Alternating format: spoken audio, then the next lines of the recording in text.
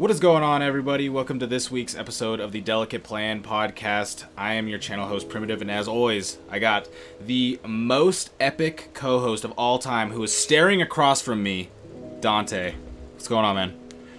Oh, good, Prim. How you doing, man? Dude, I am doing good. We are here live on Twitch this week once again, as we kind of talked about the last time we did this. Whenever we're going to go over set reviews, do it live. So if you are interested in checking these out, make sure you join the Discord and follow me on Twitch, so that way you know when we are doing this live. But we are going to be going over BT8 today. This is a pretty sick set. It's kind of funny to go over this because it's like feels like we're just starting in BT7.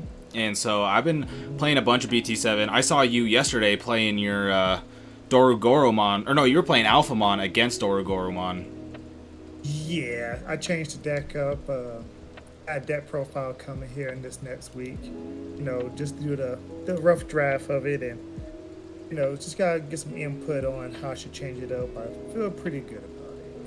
Yeah, that's good. I mean, it was interesting. I saw you were having some interesting techs in there, so it's feeling good. But Oh yeah. getting on into BT8, I mean, this set is pretty crazy because for a multitude of reasons, but the main one and the most obvious one is we are having dual color cards. And we have a lot of different combinations of dual color cards, like as far as the colors that are combining. And I'm a pretty big fan of that. I've been excited about this ever since it was announced. I thought it was going to really change a lot. I think it really makes a lot of older cards better. Like, let's say, for example, Davis, which is already a very fantastic card, is a card that will be much more consistent. Cards that search out for specific colors, like things like the Scorpiomons or Flamemon, stuff like that, that search out specific colors. You can fit those in different colored decks because of dual color. And so, like, I think this dual color mechanic is going to make the Digimon metagame like a lot different, just because you're going to be able to combine a lot of older cards that maybe didn't get a lot of use into other cards, just because you can search out different stuff, and you can kind of just play dual color for the first time without it being potentially bricky. Yeah, like, you know, we talked about so much about, you know, a purple yellow hybrid or blue green Imperial, but now that dual colors are coming out, we have a lot more synergy to, you know, smash together too. I mean, even if somebody wants to play like a green black or a green red black, you actually now have cards that synergize with the, you know, two different lines that you want to go into when it comes to deck building. So it opens up so many possibilities and so many combinations of cards. Like you said, something like Davis now has its, you know, its grabability range just doubled off the bat, to where now instead of just like, you know, red and green, you got, I mean, blue and green, you got blue green, you know, you got blue yellow, you got green red, you got green black. Like, there's so many variants. Like, Davis can grab just about any color in the game now. Yeah, and I mean, I think it's really cool. The thing that's a little bit, I think it makes sense, but it's a little bit sad, is the lack of dual color Digitama, you know?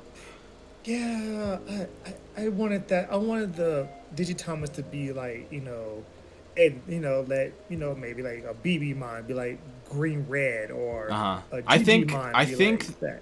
I think that having the, like, one of each color, like how we always have, is nice, but like we could add in a couple eggs. You don't have to be like every color combination, but you know, you could get like a purple black egg in there, like a red green egg in there or something, just something crazy. Like, it's just so, and I think I get it. I mean, it would be insane.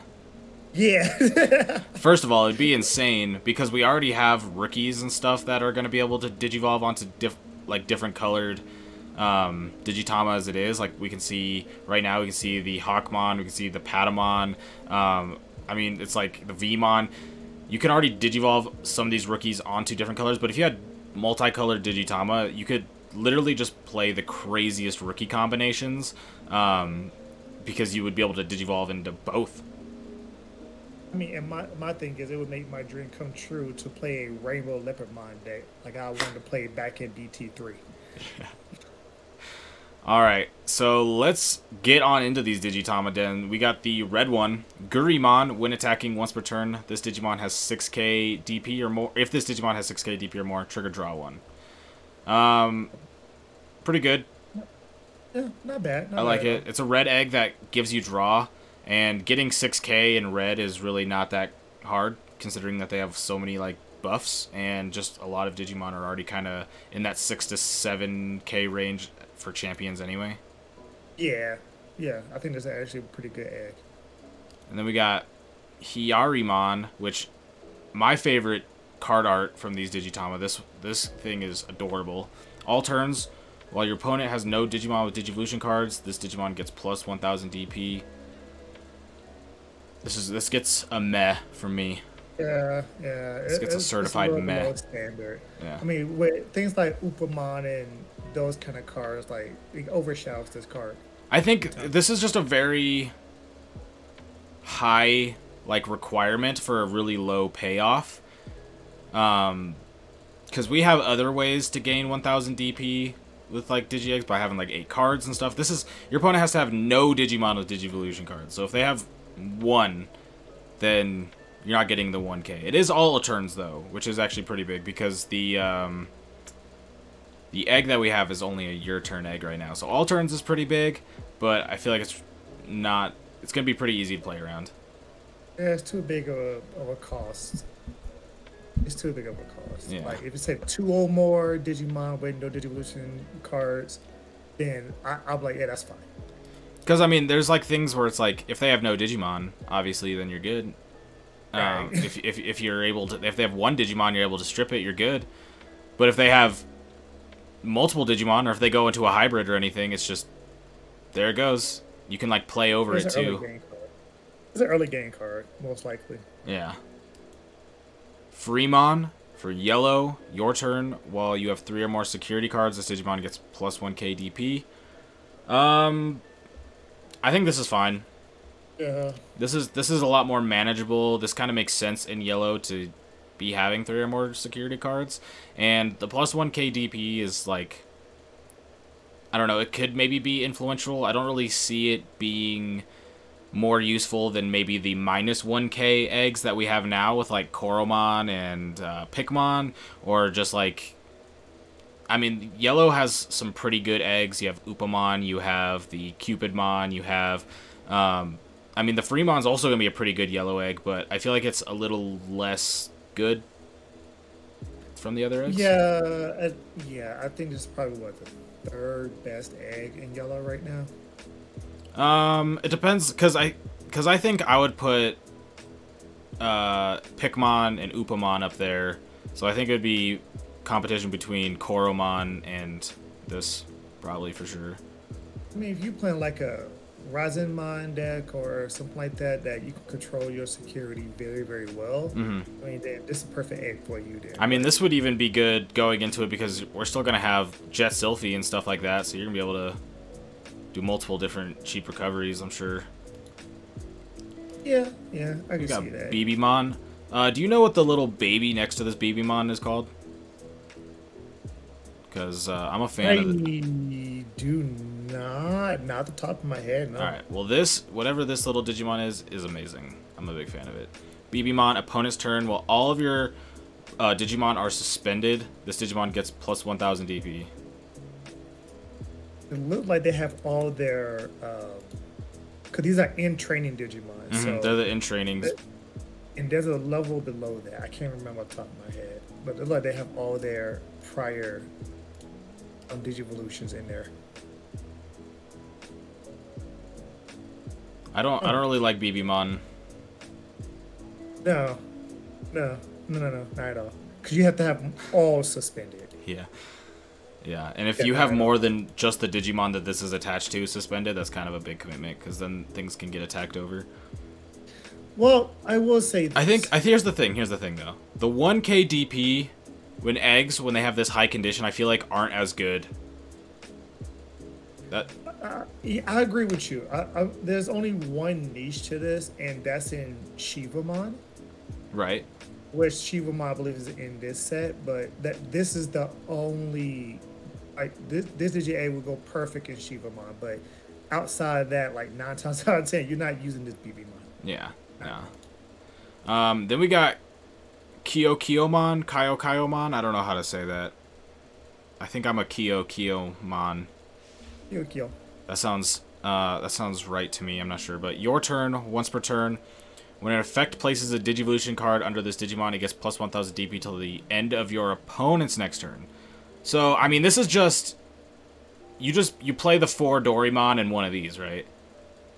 Yeah, I mean, you can even play a 2-3 line, but yeah, you can play a 2-3 line. But the thing is it's really good because it's until the end of your opponent's next turn. Correct. So it's active during your turn and the next turn, so it's pretty good. Yeah, like. So we said Dokimon is the name of the BBmon's form. Dokimon. Ah, Dokimon. Yes, like when it comes to like playing stuff like Final, Zubagan Punch, just giving this extra 1000 to the end of your opponent's turn, it's a lower ceiling for you to gain reboot, blocker, all those things. So you have a giant blocker as well. So you can do many different things when it comes to DGA. It's good, but Doraemon's just better. That's what I was saying. I was thinking like 4 Doraemon, one of these. Yeah, Doraemon. I feel like it just becomes that 5th egg. Yeah. Yep. And then we got another Demi Maramon. Demi Maramon, is he the Digimon with the most Digi eggs? I want to say yes. He has 3, maybe 4. If not him, then Digimon. Because he's got 2 purple and the red. 2 purple. I think is he a black too? Oh no, I don't think so. I think he might have 3. We're getting another Demi Maramon. So, Bandai loving the Demi Maras. Your turn, once per turn. When a card is trashed from your deck, draw 1. Like he's a Pseudomon. From your deck, never mind, not from your hand. Yeah. So this it's like milling from the top. Yeah. So this goes good with like Biaozamon Blast mode and that kind of deck. It's one of those decks where if you're doing this, it's good. It's just one of those cards. Yeah. I think I give Demi. I don't think it really can be bad because it's just this is one of those eggs. If we look at like the other eggs that are like plus 1k DP, they're a little more generic as to where this is like if you're playing a deck where you want to be doing this, here's your egg. Correct. And so it's gonna be bad in a lot of purple decks and gonna be good in some. I mean, you play Analog Boy. The egg is never dead. Well, it's not trashed. It's revealed from the top and then trashed. You're right. I don't think that counts. I don't think so. I'm not sure. I know there's a memory boost coming in this set that actually helps this, so yeah. I can see that. So now we're going to be starting off in the normal DigimonCard.dev order. So we're going to be going red first with some dual color reds. So starting off, we got the Gazimon, just another red 2-drop 3k vanilla to add on to all the other ones they have. Gamamon, your turn, once per turn. When you play a red tamer, trigger draw 1, and the inheritable when attacking. If this Digimon has 6k DP or more, destroy one of your opponent's Digimon with 3k DP or less. I mean, this seems pretty good. That is good. It seems pretty good. That hits, what, like 70% of the rookies, 80% of them? That's a lot of rookies, and I think the thing is when you play a red tamer, trigger draw 1, because this is one of those cards where there's a lot of different decks that are revolve around red tamers when it comes to red decks, and we even have like the Flamemon from BT7 where it's like you can play the Takuya for free inheritable, so it's like this card I feel like is just really good utility all around. Yeah, it is. Like, just a draw card is great in itself. Like, period. Hawkmon.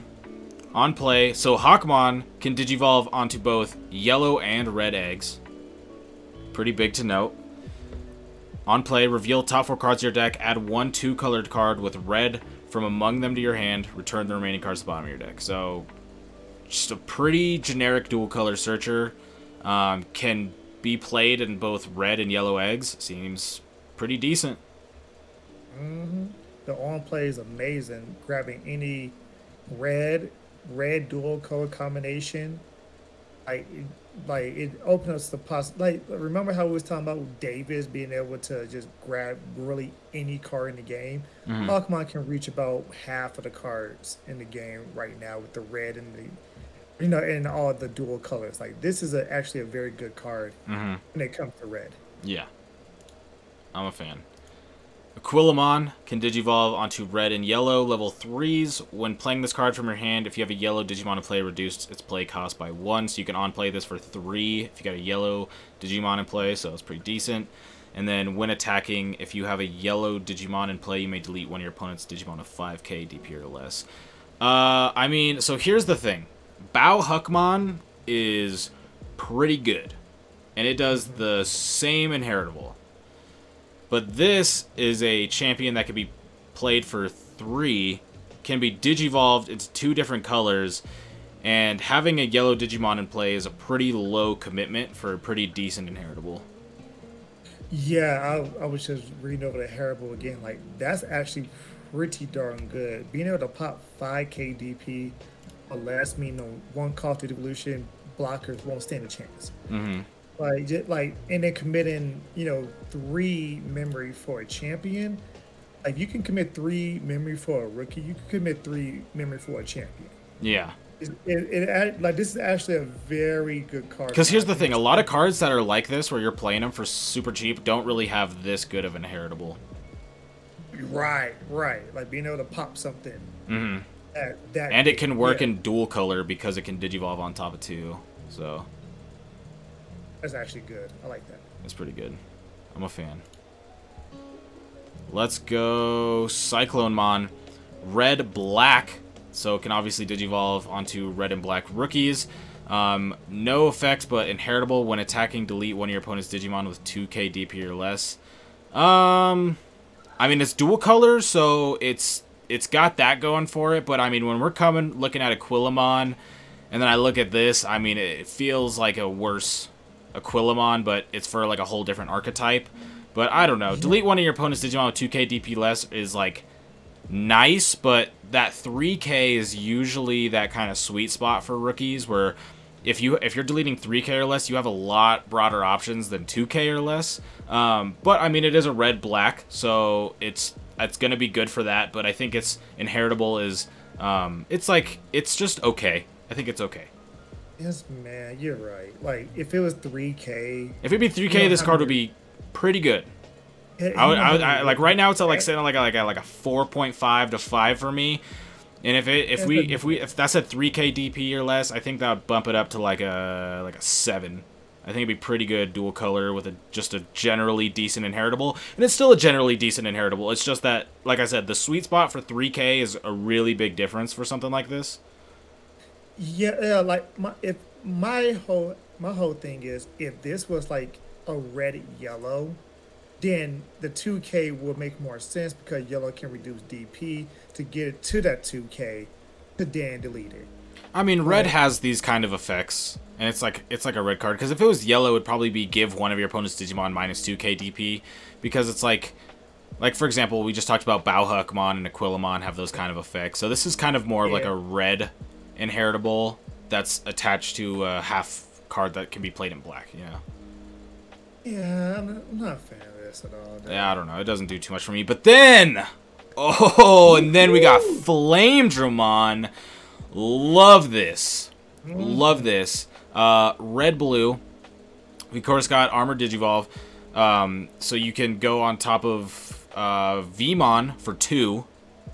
And we do have a new Vmon that we're going to be looking at. Plus, all the Vmons that we have already are pretty good. So it's going to be pretty good. And then, of course, Armor Digivolve is pretty good because when it be deleted, you can trash the top card of this Digimon to prevent that Digimon from being deleted. So it's like its own decoy type thing, or it's just got its own defense. So it's pretty good. And then when attacking, this Digimon gains 3k DP for the turn. So this card, I think, is just... I think all the Armor Digivolves are pretty good, but red and blue is a very good color combination to have for a card. There's a lot that you can do with that, especially when you can Digivolve up onto Vmons. So if you have like a blue base, you can go with Vmons, and which gives you like those jamming Vmons. which is already going to be good. You can go up into this. Once you go up into this, then you could even go up into a red ultimate, and then keep going. And then it's just, when attacking, you get 3k DP for the turn. So it's a level 4 with 8k, essentially, on your turn. And, yeah, I think this card's sick. And I just love the Digimon. This is the homie. It's amazing. For it to Digivolve on any Vmon for a 2 cost. Doesn't say, I mean, like, seriously, like, any Vmon, like, the Vmon can be a green Vmon, and it's for a 2 cost. So, really, like, this card is way more amazing than a lot of people think. Like, attacking 8k, like, Lady Devilmon's at 8k. Like, that's a level 5 Digimon. So, imagine having a champion that has armor, that punches in with 8k. That's good. Like, that's extremely good. Like, that's instant 8. Like 8.5 out of 10 for me. Yeah. Yeah, this card's just sick. I don't really know if there's much else to say about this. This is sick Digimon, amazing card. Gamamon. So a level 4 with Blitz. 6k Blitz. So this is really interesting because we have a level 5 Blitz that is, I believe, 8k. And so then we got a 2 to Digivolve 6k Blitz. So, I mean, it's almost really basic, but I actually think the fact that it's 2 to Digivolve with 6k Blitz is pretty good.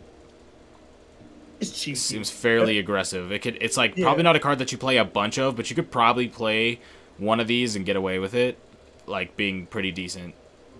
I mean, this ends. If you haven't played Digimon, you know Blitz ends games. Blitz ends games. Right. So just for you, be like, oh, it's for 2 to Digivolve, which is about as small of a commitment as you can get going into a champion. Exactly. So yeah, like I think it's a little bit above average. Like being that Blitz is not a bad thing to have whatsoever. Like that thing, you can do some damage, even if it's supersized into the last security stack. Like, I mean, 6k is a pretty decent DP to survive. It's like not the best. It's like 7k is a little bit better, but I mean 6k is pretty good. I mean, if we look at the other level 4s that we've gone over so far, it would swing into all these and survive in security. So I mean we've seen 1k Gabumons swing in security and live. So I'm pretty sure this card would be okay swinging security. Skull Maramon, or yep, just generic level 5 vanilla 2-drop or 2 to Digivolve. But then we got Selfie Mon, which is a red yellow. So we already have Selfie Mon that is on your turn. It's a red card that has the effect your turn. This card is yellow. But now we have just a full red yellow Selfie Mon. And it's got DNA Digivolve, red level 4 and yellow level 4 for 0 cost. When Digivolving, one of your opponent's Digimon gets minus 5k DP for the turn, which is already pretty huge. Then if this Digimon DNA Digivolved, delete one of your opponent's Digimon with 5k DP or less. With the inheritable, when attacking, delete one of your opponent's Digimon with 5k DP or less. So, like, if you're playing a deck that has a bunch of 5k DP or less Digimon, this card's coming for you. And I already feel like this is pretty decent because it's basically saying when Digivolving, give minus 5k DP to 1, which is probably going to pop something, and then pop another one if you DNA'd. So it's like, bruh. Yeah, so any Digimon that's 10k or less DP is getting deleted. Yeah, true. Period. Yeah. You can go wide, you can go tall. Exactly. Like, this card is... And then for it to be a DNA Digivolve or Jorgen's Digivolution, if people, are confused by two, they're the same thing. Yeah. But just being able to have that ability to, oh yeah, I'm gonna just delete this Digimon and then delete that Digimon. It's like, wait, what? Yeah. And I get to swing again. So yeah. Pretty good. I'm a fan. Oh, yeah, I think this is good. Yes. Then we got our first red-green card, right? With the Master Tyrannomon, 4 to Digivolve from level 4 red and green. So pretty big commitment. The last one was also level 4 to Digivolve, but you can DNA into it. So this one we have your turn. All of your Digimon with Tyrannomon in their name gets Sec +1. So And then it has the inheritable of security attack +1. So, I mean, if you're playing a Tyrannomon deck, this has got to be just staple. It's a 4-off. Yeah, this has just got to be your, like, #1 ultimate. If you're giving all your Tyrannomon security attack +1, I don't know if I really believe in, like, the Tyrannomon deck right now. I'm not gonna beat around the bush, but, I mean, this is probably the best Tyrannomon card I've seen come out so far. Yeah, you'll probably have to play like some vanilla Tyrannomon beatdown deck because I know the red level 5 it's like 10k DP. So giving something 10k DP with +1 security is not bad at all. It's pretty good. Yeah, and it's got its own inheritable, so when you go on top of it too, you can just swing with security attack +1. I mean, hidden potential into Rush Tyrannomon for security +1. There you go. That is pretty funny. Then we got the ultimate Brachiomon, which is just a X antibody 13k 3 to Digivolve level 6 red black. I mean, I don't. It's red black, so that's kind of cool, but I mean, it doesn't do anything. Highly underrated, but it's kind of a little under the radar. Like, I will say this. I mean, 13 for 3 to Digivolve is pretty huge. It is. So it's like, it's definitely a big beat stick, and this is probably like the biggest vanilla beat stick mega that we've seen. My only problem is that usually when I go into a level 6, I want it to like do something crazy. It impacts. Yeah. I agree. Yeah. I mean, Final Zubab Punch though makes it 16k sack +1. Yeah, this is like the draft card king. Yep, I 100% agree with that. Like, this bad boy is big for no reason. Marsmon, your turn. This Digimon can also attack your opponent's unsuspended Digimon. That's underrated. It's underrated, but I'm still going to have to give it a meh. And I'm going to have to give it a meh for 2 reasons. One, so the being able to attack over your opponent's unsuspended Digimon is a very good effect. I ran 2 Ikakimon at Nationals, which obviously they had to be Digimon with no Digivolution sources, and it was really good, but it was a champion, and I feel like the Mega is a little big of a commitment to be able to do this. And also, one of the things I don't like is usually when Digimon that are Megas have 11k, I really need them to be something like decently impactful, like for example Shine Greymon's 11k, but it clears the board and then you gain +1k for every yellow tamer you have on the board, so it's a lot more impactful. So I feel like this is going to be a lot easier to clear off the board. It's not going to live in security checks as much. You are going to be able to swing over unsuspended Digimon without the condition of them having no Digivolution sources, so that's going to be pretty good. I don't know. This is like, I feel like it's meh. I feel like it can definitely get used, but it goes back to like, this doesn't feel like enough impact for me.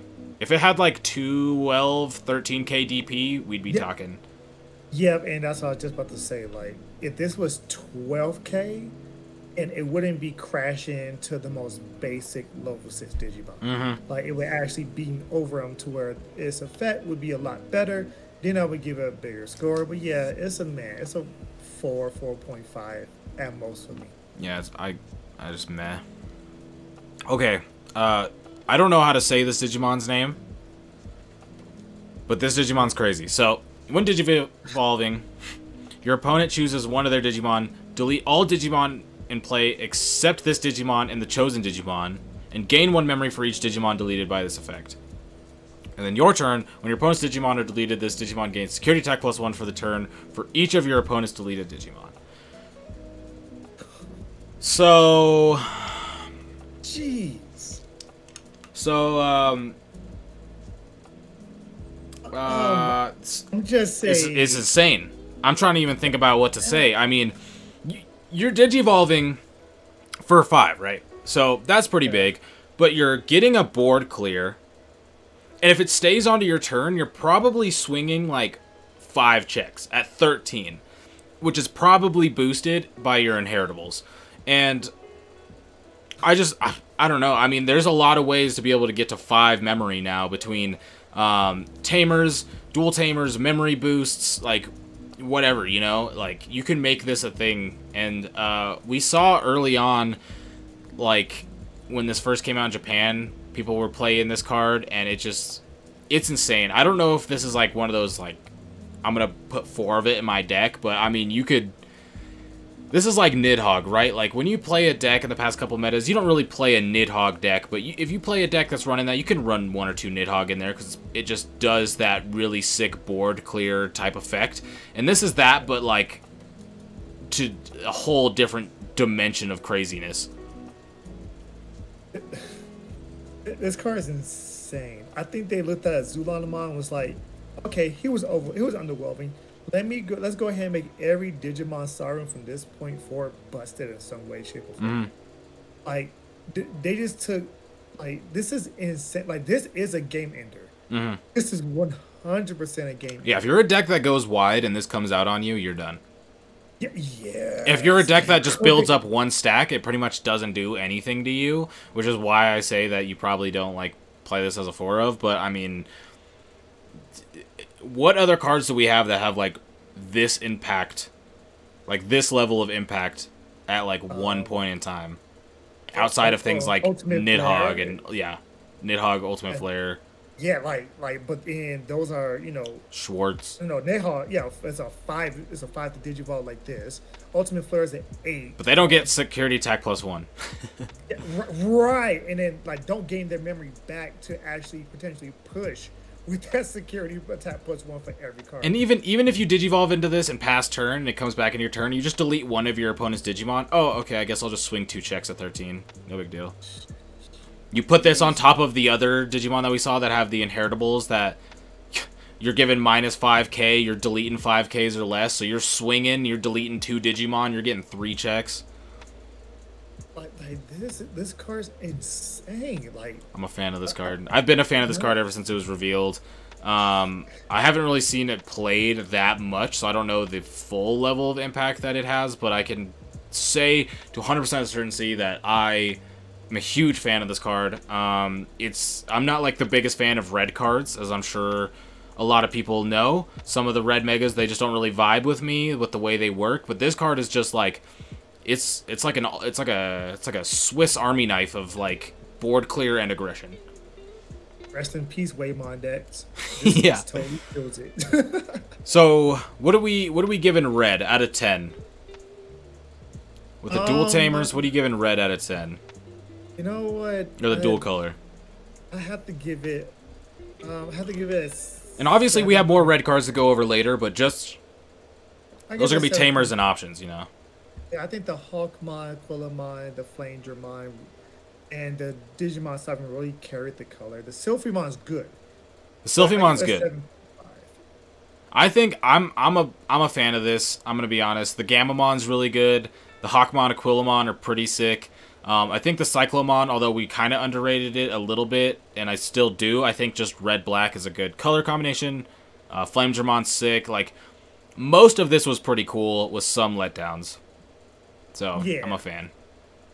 Now, getting on into blue, we got a blue Padamon, and I love this art. I think he looks hilarious.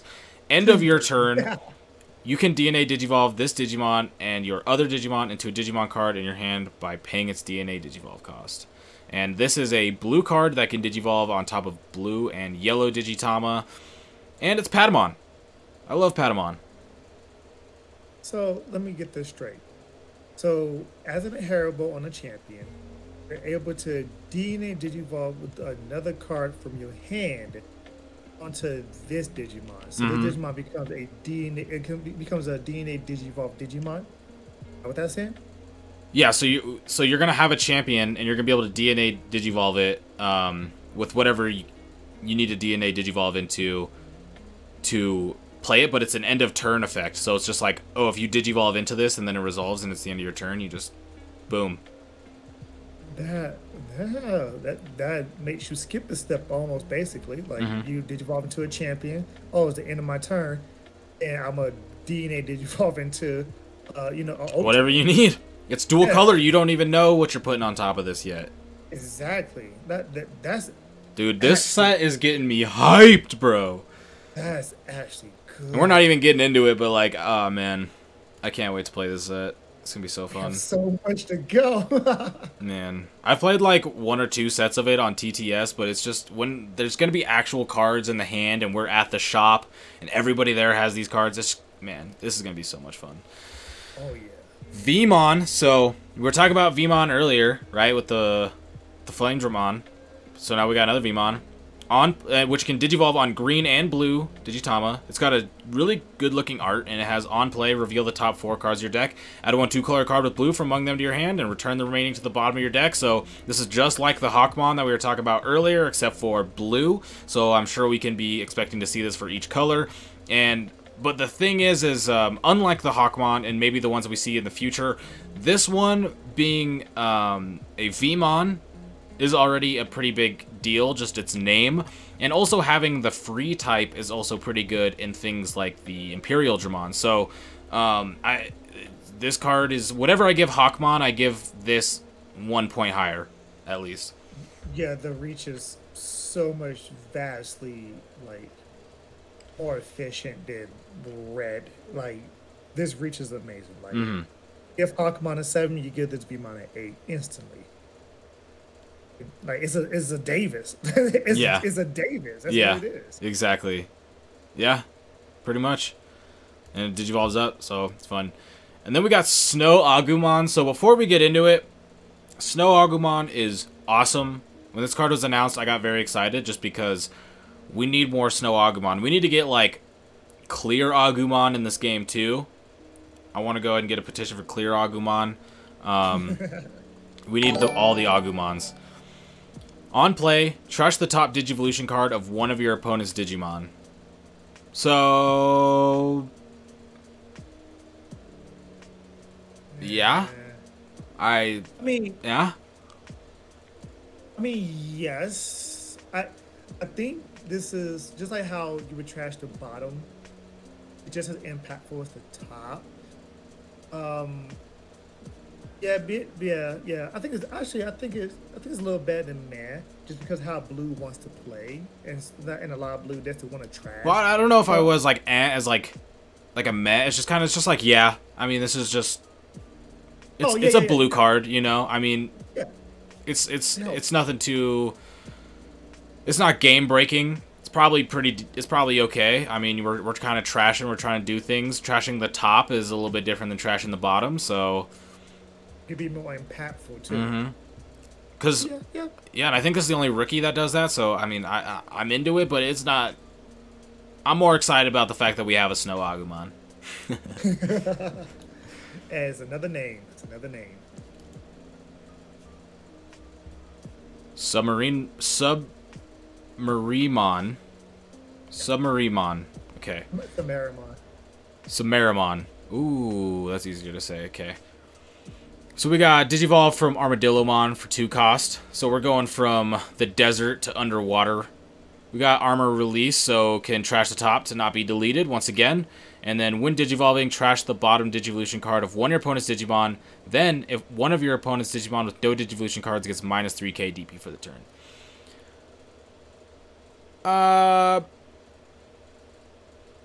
Meh. It's meh for me. It's meh for me for a couple reasons. Armadillomon isn't the craziest card. It's not as big of a name in the game as maybe something like Vmon is, you know. And just you get to trash the bottom card when your opponent's Digimon. All right, so that's pretty good. And then you give one of your opponents minus 3k DP for the turn. But like when I see this, it's pretty much saying when Digivolving, just like delete a rookie. That's pretty much borderline what it's telling me, unless the minus 3k DP that you're giving with this effect is then putting you in range to then delete it with the previously mentioned delete something with 5k or less. Something like that, you know what I'm saying? But for the most part, I don't think this is... I think it's just okay. It's okay. It just gets like... It's middle of the road for me. Yeah. The only thing that's saving it is that it has armor release. That's the only thing that's saving it. Which is a really good keyword. Yes. And that's why it kind of gets the meh for me, right? It's like... yeah. It's a 4k DP, but it does get saved itself once, and it has like an okay when digivolving effect. It's nothing crazy, but it's one of those things where it's like you can digivolve into this, pop a rookie, and then maybe get 1 or 2 checks in because of the armor release. That's, you know. Yeah, and it's a free Digimon. That's interesting to me. Right. Yeah. Which, I didn't notice that either. And I did mention that with the Vmon. Having free is nice in things like the Imperial, which mentioned those type of typings. So that's really interesting, but yeah, it gets a meh for me. Yeah, man. Yeah, it's a meh. And then we got blue, yellow, Agumon with another fire art. 3 to digivolve on top of blue and yellow. Your turn. When this Digimon would digivolve, if you have 3 or fewer security cards, recover +1. So it's just... What does that say when this Digimon would... Is this when you would digivolving into an ultimate? Is that what it means? If you're when you go to digivolve into an ultimate, if you have 3 or 4 security cards, recover 1, or what does this mean? Because it's not a when digivolving effect; it's a your turn effect. Right. What I'm thinking of is when you digivolve on top of this card, or if you Jorgens with this card. Right. When this Digimon would digivolve, so it's taking any kind of digivolution. Yeah, that's what I'm saying. You go into... If you're DNA, if you are going into an ultimate, then you recover 1. Because it's inheritables when attacking. If you have 3 or more security cards, return 1 of your opponent's level 3 Digimon to its owner's hand. So, I think this card is alright. Being able to recover at the champion stage is pretty good. It is a 3 to digivolve champion, which is pretty hefty. But you do have a pretty decent effect, and then you have when attacking. It's a pretty generic effect of if you have 3 or more security cards, bounce a level 3 Digimon. So it's basically a Kendo Garurumon inheritable. So it's got a pretty generic, decently okay inheritable, and the effects okay. It's all right. I think it's okay. Yeah, I mean, I can see it going Padamon. And then Agumon in the turn going to Selfie Mon. Right. Yeah, you could do something like that, yeah. And then you can recover and then get Selfie Mon, delete. If I'm not mistaken, if that's how that goes. So, yeah, I think this is one of those cards where it doesn't really scream like this card is amazing or this card is bad to me. It just seems like it's definitely it's got 2 kind of generic but strong effects with its recover and bouncing a level 3, so it's just kind of like, I mean, if you get it off, it's gonna be good, and sometimes a 3 to digivolve champion might be bad. Yeah, I don't know. Yeah, that's what I call a combo card. Like, it needs other cards to make it good. Then we got Hookmon. Blue-black. So, this is a cool color combination for me because I've already played, like, blue cards in, like, D-Brigade before. So I've already kind of dabbled in the blue-black before we even get into this, so I'm okay with this color combination. We don't have an effect, we just have an inheritable. When attacking, trash the bottom Digivolution card of 1 of your opponent's Digimon. So, I don't see this being helpful in almost any way in a black deck. And it's probably just worse than a lot of other blue cards when it comes to trashing sources. So, I feel like this is just, this is just kind of like your... glue if you're playing a deck that's blue and black. It's just kind of like that. You probably just play this for consistency's sakes, but I don't think it's really anything. I don't think this card's like amazing outside of that. Nah, for blue to have all these cards that trash multiple Digivolution sources on one Digimon, or one across the entire board, or multiple, like this card is. It's a draft card at best. That's what that is. Like, at best, it's a draft card. Got Housemon. Digivolve from Hawkmon. So you can go ahead and use that Hawkmon. Search this out. Digivolve into it. Got Armor Release. And then when attacking, delete 1 of your opponent's level 3 Digimon. At 5k. Interestingly... Unless I've missed it, haven't the other... Oh, no, okay, I just missed it. So, The dual colors only have one color that they can digivolve on top of with the armor release.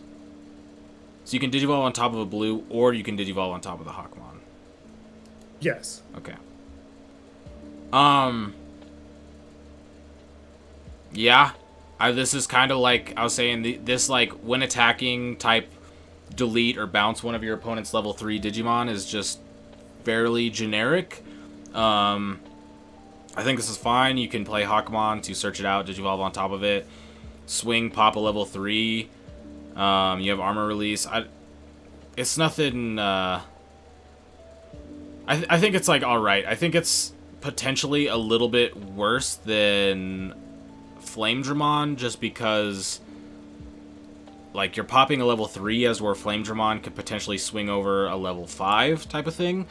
But I think they're generally the same. It's a pretty decent card. I think the only thing that's really making it a lot potentially worse than the Flame Dramon is the fact that you don't go on top of a Vmon, as to where Vmons are a little bit better than Hawkmons are. Yeah, Vmon pull is way vastly better. But if I'm not mistaken, this card can be searched out with Hawkmon and Vmon. So this card's versatility is actually through the roof. Well, it's going to be able to, yeah, that is something good to mention. All these dual color cards are going to be very searchable. Oh yeah, extremely searchable. Like, I mean, this is good. Being able to delete a rookie while you're attacking with armor release, guaranteeing that you're going to survive that battle is like it is good. It really is good. Yeah, armor release is just good. Then we got Scorpiomon, which is just our generic level 5 2 to Digivolve. Captain Hookmon. All turns, when your opponent plays level 5 or higher Digimon, gain 1 memory and draw 1.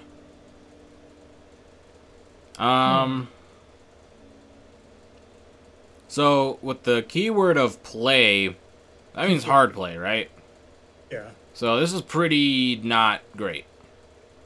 This is literally anti-Waymon. Literally. This is your you just built the Waymon deck and it's gonna get countered soon. Right. Side deck in the Captain Hookmon. Jeez Louise. Yeah. Yeah, I don't know. I don't think this card is it's not good at all. Yeah. Cool. Frozomon. Level 5, 3 to Digivolve, 7k blocker. Your turn, while your opponent has a Digimon with Digivolution cards, this Digimon cannot attack. Okay, so we'll get to that. Inheritable all turns, once per turn. When you trash a Digivolution card of one of your opponent's Digimon, return one of your opponent's level 3 Digimon to its owner's hand.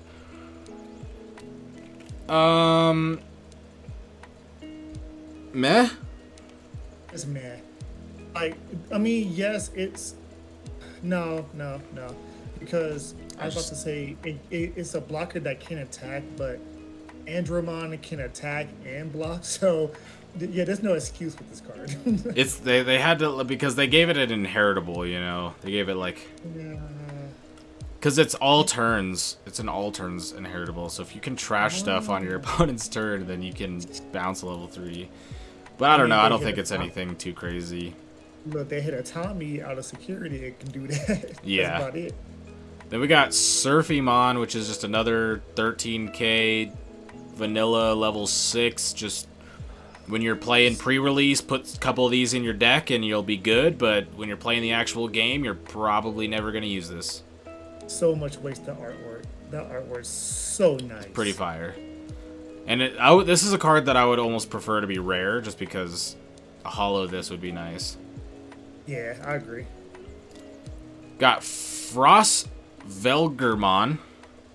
4 to Digivolve. When Digivolving, trash 1 Digivolution card from the top of one of your opponent's Digimon. Then return one of your opponent's Digimon, no Digivolution cards to the owner's hand. So that's pretty decent because it's not a level, it's just any opponent's Digimon. And then opponent's turn, all of your opponent's Digimon gain when attacking. If this Digimon has a Digivolution card, trash the bottom Digivolution card of this Digimon. So like this is like What's the 6-cost option that trashed the bottom deck? It's a blue card. Absolute Blast. Yes. This is like Absolute Blast as a Digimon, as like a level 6 Digimon that also has like when your opponents attack, they have to trash the bottom source, which is definitely annoying, but yeah, this is just like Absolute Blast as a mega. I'm not feeling it. Like I don't even know how I feel about this one. This one's really interesting because it's like it kind of gives off where it's just like this is bad, but it's one of those things where it's like with the introduction this is one of those things where the introduction of side decks, this thing could maybe be decent just because of the fact where it's like if people are having like if somebody's deck revolves around their eggs or something, you can trash that or just inheritables in general. But for the most part, I don't know. This is probably like at best like a 4.5, but I'm gonna give it the benefit of doubt, say it has a chance. I'll give it a 5 because now that I'm thinking about it, it could honestly discard in a vacuum could honestly hard counter armor release. That's fair, but it is a mega. It is a mega. That's why I'm like, ugh. It's a mega to beat a level 4 mechanic. Right. It's not Daipinmon. It's not that good. I'm just gonna. What I have to say about this is it's probably bad, but I think it has a chance to potentially prove me wrong with that. It has some potential. Yeah, it has potential, but it's just I don't know how you capitalize on that. It's a great looking bird though. Oh, amazing looking card. Speaking of amazing looking cards, Imperial Dramon Fighter Mode, baby. Hey. Straight up, blue-green, finally here. Alright, we can Digivolve from Dragon Mode for 2 cost. And then, when Digivolving, return one of your opponent's Digimon with 10k DP or less to their owner's hand. So that's already looking pretty good. When attacking, once per turn, if this Digimon has a blue Digivolution card, unsuspend one of your Digimon. If this Digimon has a green Digivolution card, suspend one of your opponent's Digimon. So, you're going to have both. Okay. The when attacking effect, you're going to have both. So, I mean, you're swing, unsuspend, suspend that, swing over it.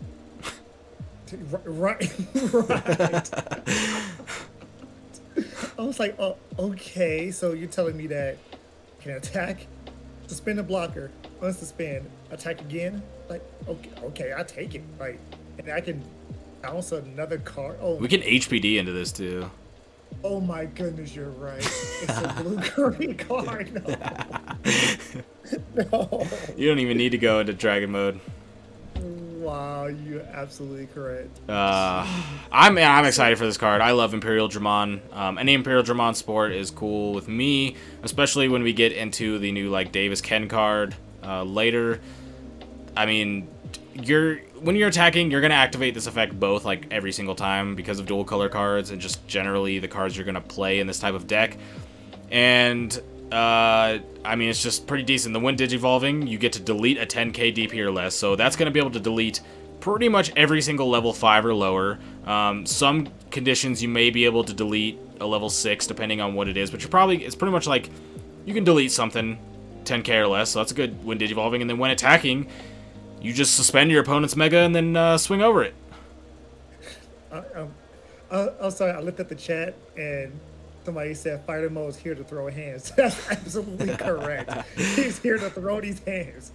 Like 60% win rate can be in any deck now. So being able to just pay a 2 cost from an ultimate, go right into this bad boy. I mean, that's what I'm saying. We can HPD it. That too. You can run 60%. You can HPD it. I mean, there's already a couple of cards in here that we've talked about where I'm like, oh my god, I'm kind of glad MDF is gone. Oh my goodness! If MDF was still around, there's too much combo potential going on if that card was gonna be still around. But yeah, we get HPD into this. This card's amazing, by far amazing. So blue, I mean blue gets my seal of approval.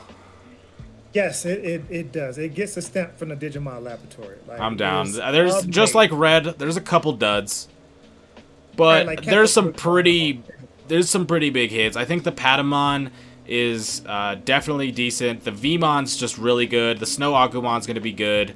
I think the Angemon has potential, and then so is the Halcymon and the Submarimon. But I think it's just like the fact that Imperial Dramon fighter mode's in this tier, it really carries it for me. Yeah, I mean, like, it was already good with fighter mode in there. Like, it was an instant 8. Like, but there's the potential, like, in my head. 'Cause, you know, I'm a deck builder. I'm a theory crafter. That Frost Valgrimmon, like, that, that right there, I'm like, there's so much potential with that card. Just gotta find it. I give this like a solid stamp of approval. Like, blue is very good in this set. I think we're gonna say that for every set forever. Man, I agree. I agree. Alright, getting into yellow. Let's go ahead and start with Armadillomon. We got our on-play reveal, the top 4. Added 2-colored with yellow from among them to your hand, bottom deck the rest. And, I mean, this art is hilarious. That Padamon in the background is just like, it looks like kind of like how like a dog perks its ears up. Like a doll looking for a cat. And they can digivolve on top of yellow and blue. Although with these cards, you're usually going to on-play them. But, I mean, it's just... We already went over this. It's good. I love these Darpy artworks. Who's Yeah. Kenji? Like, I love his artwork. Yep. Oh my god.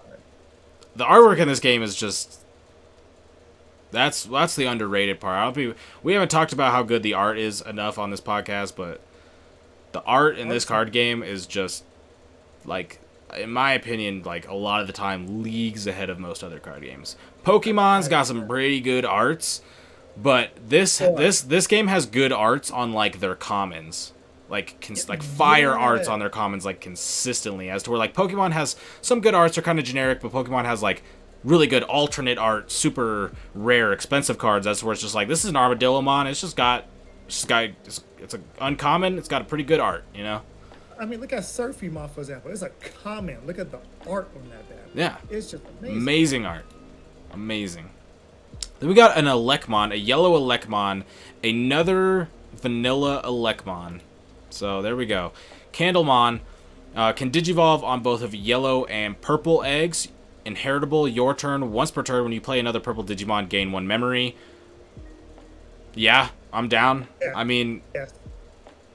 I don't see anything like if you're playing, if you got something on top of this as the inheritable and you're playing other purple Digimon, you're gaining a memory. You're essentially reducing the cost of one of your purple Digimon by 1. It's pretty good. It's pretty just generally not a bad effect. So great. Yellow purple is just such a great combination. You got so much support coming out too. Yeah, with the Mastamon. Yeah, that card is actually better than people would even think about. Nah, I think this card's good. I think it's just like it's just a good effect. You're probably gonna play purple cards when you're playing this deck, and when you play it, it costs 1 less. And if you have 2 of these Candlemon inheritables out, it costs 2 less. You know, I mean, it's just Right. it's good. It is good. It is. And Kylomon, well, you have a blue Digimon in play. When playing this card from your hand, reduce its cost by 1. So we had this effect earlier, so it's going to be 2 to Digivolve on both yellow and blue level 3s, but it also can be an on-play for 3 if you have a blue Digimon in play. With the inheritable of when attacking, while you have a blue Digimon in play, delete one of your opponent's Digimon with 3k DP or less. So, I mean, we pretty much looked at the exact same card, different color. Yeah, I mean, it's just, like I said, you don't really get 3 to play that have decent effects. This one's got a pretty generic effect of giving minus 3k DP, which can either delete a rookie or set something up in range to be deleted by something else or to be swung over. I mean, this is one of those inheritables where when you get up into a mega, it's pretty good because you swing, I don't know, make up a mega Lord Nightmon, you swing a Lord Nightmon, you swing over your opponent's dude, gets minus 3k DP, and so you're good, you know, or like whatever. Yeah, this Kiyomon is actually not bad. It's actually pretty good. I think it's good. It's not Halsimon because Halsimon does have armor going for it, but this is actually very good, especially if you try and build tall. Yeah, yeah, I think it's fine. Because what was the other one that was three to play? The Aquilomon. Yeah, and the Aquilomon has, if you have a yellow, delete one of your opponent's Digimon with 5k or less. So, I mean, they're both, like, really, they're just good. They're good cards. They're the same card. Yeah, they're pretty good. Because here's the thing. The Aquilomon, in theory, feels like it should be better because it deletes a 5k or less. That's where this gives minus 3k DP or less. But they're two completely different dynamics that have completely different ways of working. So, like, in a lot of scenarios, giving minus 3k DP to something could be better. As where, in other scenarios, deleting a 5k is better. So, I think these are both just... They're good. I think the fact that they're a level 4 that you can play for 3 for very little cost, very easy, and then have a pretty impactful inheritable makes cards like this just strong. And it can digivolve on top of 2 different colors. There's a lot going for it. Yeah, I mean, I see why they had to nerf it from 5 to 3 because it is in yellow, and yellow like to reduce DP already. Oh yeah, no. So no, if you could reduce 5k DP over deleting something for that 5k or less, that'd be way better.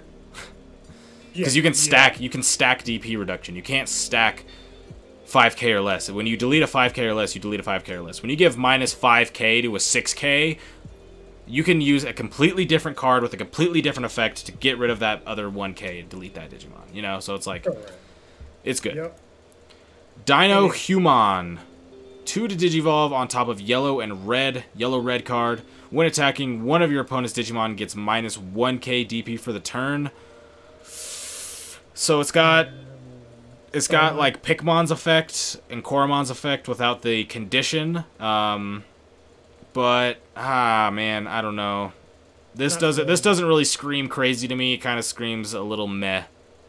Yeah, I'm not feeling it. See, it feels mid of the road to me. If you're doing yellow red and you just need that extra filler, it's not a terrible inheritable because, you know, you're getting minus 1k DP, which is a lot of times all you really need. If you have we were talking about this yesterday with the red tie starter deck. If you have a Digimon that's 13k DP and your opponent's Digimon is 13k DP, if you can make your dude 1k higher or there's 1k lower, you win that. That's all you need. So it's not a bad inheritable. It's just, it's not that crazy. Yellow red isn't the color combination that I'm the most I think is the most crazy.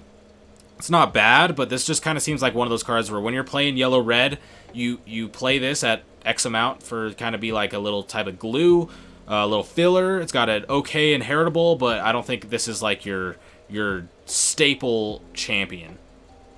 Yeah, no. I'm honestly not. You're right. It's like if you need a filler for your champions and red yellow hybrid, this is the card to throw in for a filler. But it wouldn't be my number 1 or number 2 go-to option. Like, oh no, I got to roll for the obligatory 2 more champions in this dual color. Let me throw this bad boy in. Yeah, that's exactly what I'm saying. It's one of those cards where it's like if you're playing it, and you need to throw it in there. You can throw it in there. It's gonna be fit for both colors. You got a semi like it's a respectable inheritable. It can do something. It's nothing crazy. It's just yeah, I don't know. It's just that guy. But now we're about to get into 2 juicy cards and then my least favorite card of the set. What? We'll get to that. So we're gonna be having Magnamon, level 4 with armor release and blocker. Can digivolve from Vmon for 3. So another Vmon. His name's good name. When digivolving, unsuspend this Digimon. For each card with armor in its stage. Oh, sorry. I think that's worded differently than how it's going to be when we get it, so it's kind of confusing me. Unsuspend this Digimon. For each card with armor in its stage in your trash, this Digimon gains 2,000 DP until the end of your opponent's next turn. So, basically, you're going to digivolve up into Vmon for 3. You're going to gain, like, 8k DP. You're going to have blocker, and you're going to have armor release. Yeah, like... So, like, this gets 6 fire emojis out of 5 fire emojis. Yeah, like this is instant meta. Like instant. This is the card that when I saw, I was like, oh yeah. I was like, I'm playing this. Like, you can just play, like, Armor Rush. You swing in. Yeah. If it dies, it still lives there. You swing in again. You get a bunch of stuff in the trash. You play this big dude, and then it's just, like, it's just there, you know? It's like, it has that extra life to it, you know? Unless you are, like, getting rid of sources and whatnot. So it's, like, it's play, like, the armor release stuff. You can play around. But it's very powerful. Having the armor release is just a good keyword. Having blockers, insane keyword, especially when it doesn't have any negatives next to the blocker, like pay 2 to attack or can't attack, or like it's just a blocker. And then when digivolving, you gain 2k until your opponent's next turn. So it's like if you can either attack in with it for like a giant level 4 that's probably not going to die in security, or you can set it up as this big blocker that can literally probably block a mega. Oh yeah, like it's just insane. Like you can be my jamming, live, and then just pay 3, drop into unsuspend it, and then unsuspend it, and now you have a blocker for free that doesn't die. Oh man, dude. Like, just pops itself off into trash, and then there's your Vmon. And it's a cost for 3, so it's like so easy. You're just like, oh, I have a memory tamer out. Okay, cool. It's like, okay, there you go. Like, I love it. I love this card. So good. That's all I gotta say about it. I love this card. I love the Digimon. I love everything about this card. I love that I have to play Vmon to play this card. This card's sick. All I'm saying is, it is a Royal Knight, ladies and gentlemen. So you can play the Systemons, and then they will become blockers, and you start getting all kinds of stuff with them. Oh my god, Dante, I didn't even think about that. That is gnarly. Wow. Alright, then we got Rapidmon. So this is a card that is probably a little bit of a fan favorite. A lot of people will be liking that Terriermon line. So we got Digivolve from Terriermon for 3. This is going to be a yellow-green Digimon. Armor release, of course. And then when Digivolving, suspend one of your opponent's Digimon for each of your Tamers in play. Then up to 3 of your opponent's suspended Digimon get minus 5k DP for the turn. So this is like essentially a level 4 Nidhogg. This card's good. Because, oh my gosh, because we already talked about how having minus 5k DP for the turn. Because here's the thing. Even if you don't delete them with the 5k, you suspend one of your opponent's Digimon for each Tamer in play. So, it doesn't have to be a level 3, it doesn't have to be a level 4, this could be a Mega, okay? And then, up to 3 of your opponent's suspended Digimon get minus 5k. So, you could turn your opponent's 13k Mega into an 8k. And then the ways you can get over that are ridiculous. You could put your opponent's ultimate from 7k to 2k, and then your rookie gets to swing over it. Yes. This card is not to mention that red and yellow and green are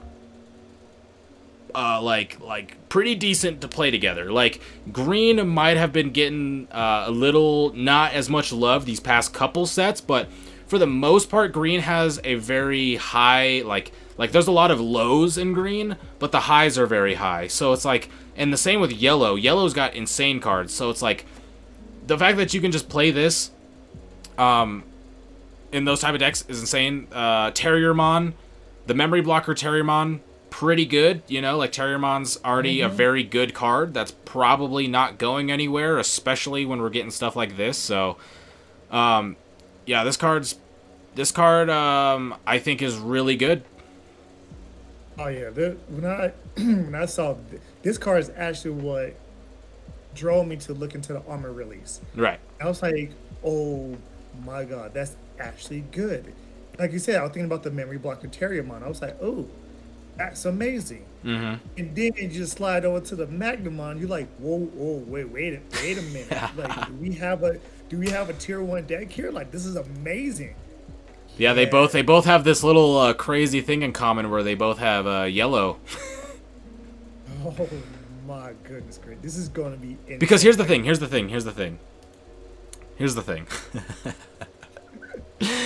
You play the Magnamon and the Rapidmon, right? Okay, so you can play the Vmons, you can play the blue base, And then you can play green Terriermons. Guess what color combinations two colors have been kind of working with each other in tandem for almost the entirety of this card game? Oh, blue and green. So it's not going to be too hard for you to fit in these Terriermons into your deck because you can use it as a memory blocker. Plus, we're going to get into the Terriermon once we get up into green, which is going to be our generic searcher. And then we have our Vmon searcher. Tricolor. I mean, in this, you probably... Armadillomon's probably the better searcher if you wanted to hit both. But, I mean, it's just one of those things where it's just like...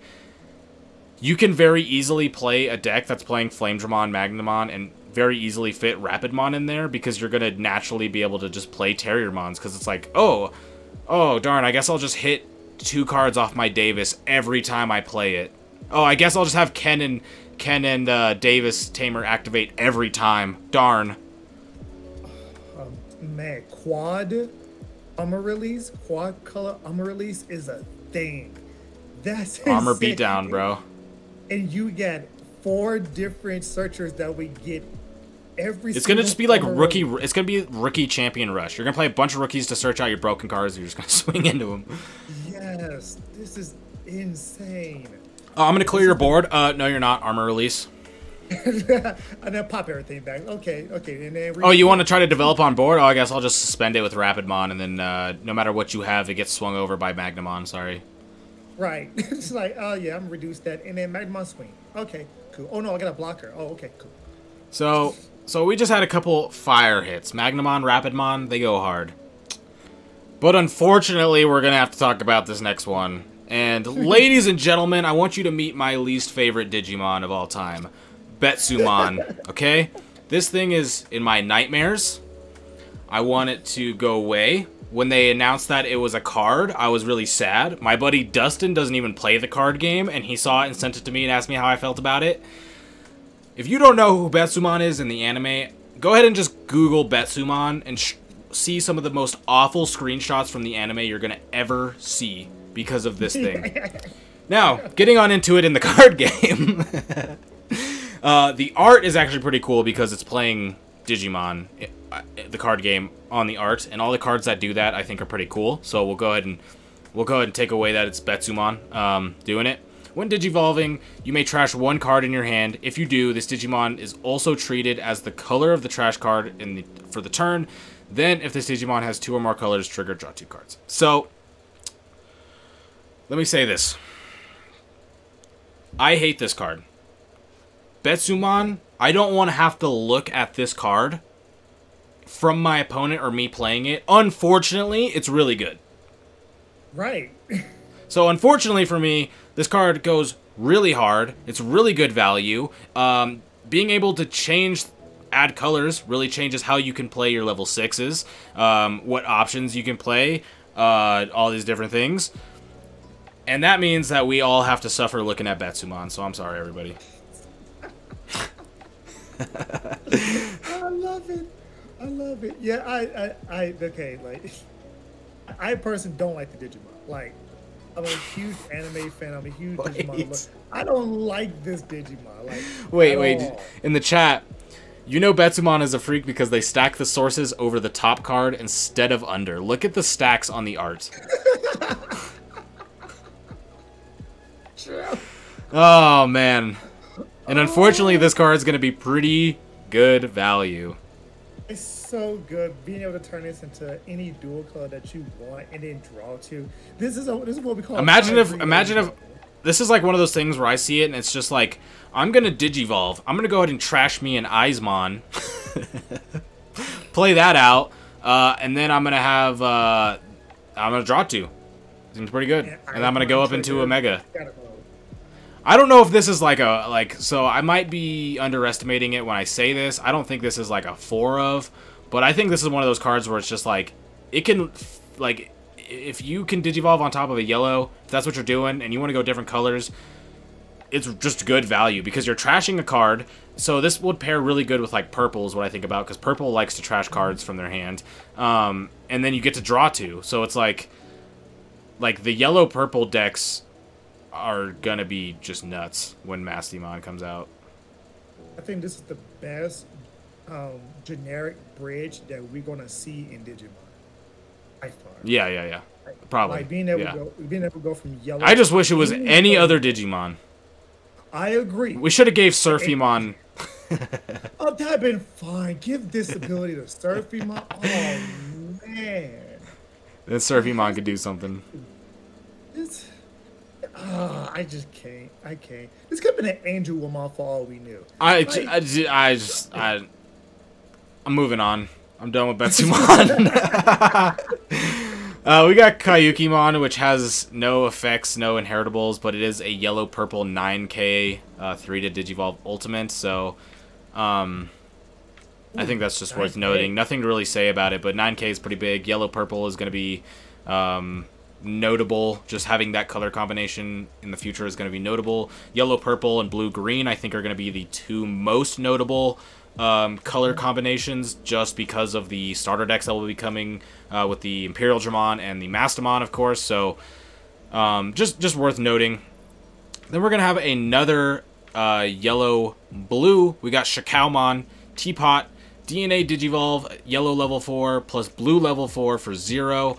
And then they unsuspend, of course, right? Because Digivolve unsuspended. When Digivolving, if you have 5 or fewer security cards, recover 1. Then, when DNA Digivolving, return one of your opponent's Digimon whose level is less than or equal to the number of cards in your security stack to the owner's hand. Inheritable, when attacking, one of your opponent's Digimon gets minus 3 KD for the turn. This card's nuts. This card's just nuts. This card is nuts. Okay, so this is saying if you have 5 or fewer security cards, recover 1, okay? This is like the only thing that has less restriction than this is like that is like a digivolving effect is like Jet Selfie. Like everything else is like, oh, if you have 3 or less security, recover 1. If you have 1 or less with like Padamon, like recover 1. This one's just like, yeah, if you have 5 or less, go ahead and recover 1. And then if you're DNA digivolving, go ahead and pop a level 6 if you have 6. Why not? Or return it to your hand. Yeah, it's like, oh yeah. No, if it was play cost, sure. Level? Oh my goodness. In a yellow deck where you're going to be recovering a bunch? Oh yeah. If this was play cost, it'd be a worse Magna. Like, this card even beats Magna. Like, this is insane. Like, if you took any damage whatsoever, okay, I'm just recovering right back. Like, it just doesn't matter. Yeah. And then being able to bounce one back is, oh, come on, man. This is insane. And yeah, and then it's a DNA digivolve. So it's like oh my goodness, dude, the things you can do with this are so crazy. I'm telling you, dude, when BT8 comes out and we actually start having like locals and tournaments, oh, this is going to be so much fun. There's so many crazy things that are going to happen. I love it. And it's like we have the ban list, which Japan didn't have, so we're going to have like all these crazy cards with a basically completely different meta, and it's going to be like Wild West for a little bit. There'll be like general ideas that people are going to have, but like, man, the first couple weeks of this set are going to be so much fun. These cards get me riled. And Shikaumon's my 2 favorite colors, so there we go. I have so many ideas for these cards. Oh, crazy. Cherubimon, we got another Cherubimon coming in. Can digivolve on both yellow and purple level 5s for 4. When you would play this card from your hand, you may delete one of your purple Cherubimon to reduce this card's play cost by 8. So we already got a lot to talk about right there. On play or when digivolving, activate the following effects for each of your tamers in play.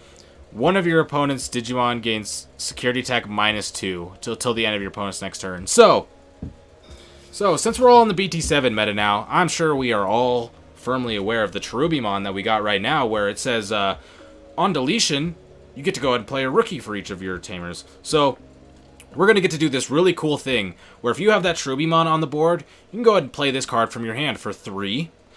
Pop your Cherubimon. Summon a bunch of rookies because of the Cherubimon on deletion effect, and then all of your opponent's Digimon are pretty much going to get security attack -2. And if you want to get crazy, you can just give something like security attack -8. Why not? Right. Doesn't even matter. It's like, yeah, you're not doing anything. Yeah, and so this is a card where it's like, if you have the purple Shuriman on the field, this is just nuts. The fact that you can Digivolve off of yellow and purple makes it a card where you can just play it as a 1 or 2 of, even if you aren't doing that, because you can just Digivolve it up, and it's just a defense card. It's just like, oh, well, you're going wide? Okay, well, I'm just going to give all 3 of your Digimon security attack -2, and then we're going to go ahead and just, like, reset, and then next turn I'm going to try to clear your board. But if you do have the Shuriman on the board, what this is saying is, you play this for 3, all of your opponent's Digimon get security attack -2, and you swing face with like 3 Bushi Agumon. Oh, I forgot about that card. But, yeah, I forgot about that card. But, oh yeah, like, it's funny, I was even theory crafting this with Cherubimon and Devamon. The Demi Maramon promos. And then you just pop the Cherubimon, bring this out, bring out a bunch of rookies. Or trigger Demi Devamon, bring out Dan Devamon, and then bring out all these rookies. Man. And now you have, like, from 1 Digimon to, like, 5 or 6. Yeah. This card's cool. Jeez. Possibilities are endless. I don't know, like, where I rate it at the power level, because it's very dependent on you having other cards. But it's just one of those cards where, like, in the perfect scenario, this card is so ridiculously powerful. It's a combo piece, but it's a great combo. It's a great combo piece for sure. And then last of the yellow portion, we're gonna have a Zulongmon, a yellow-blue, amazing art. Like, we're gonna talk about art. This art goes hard.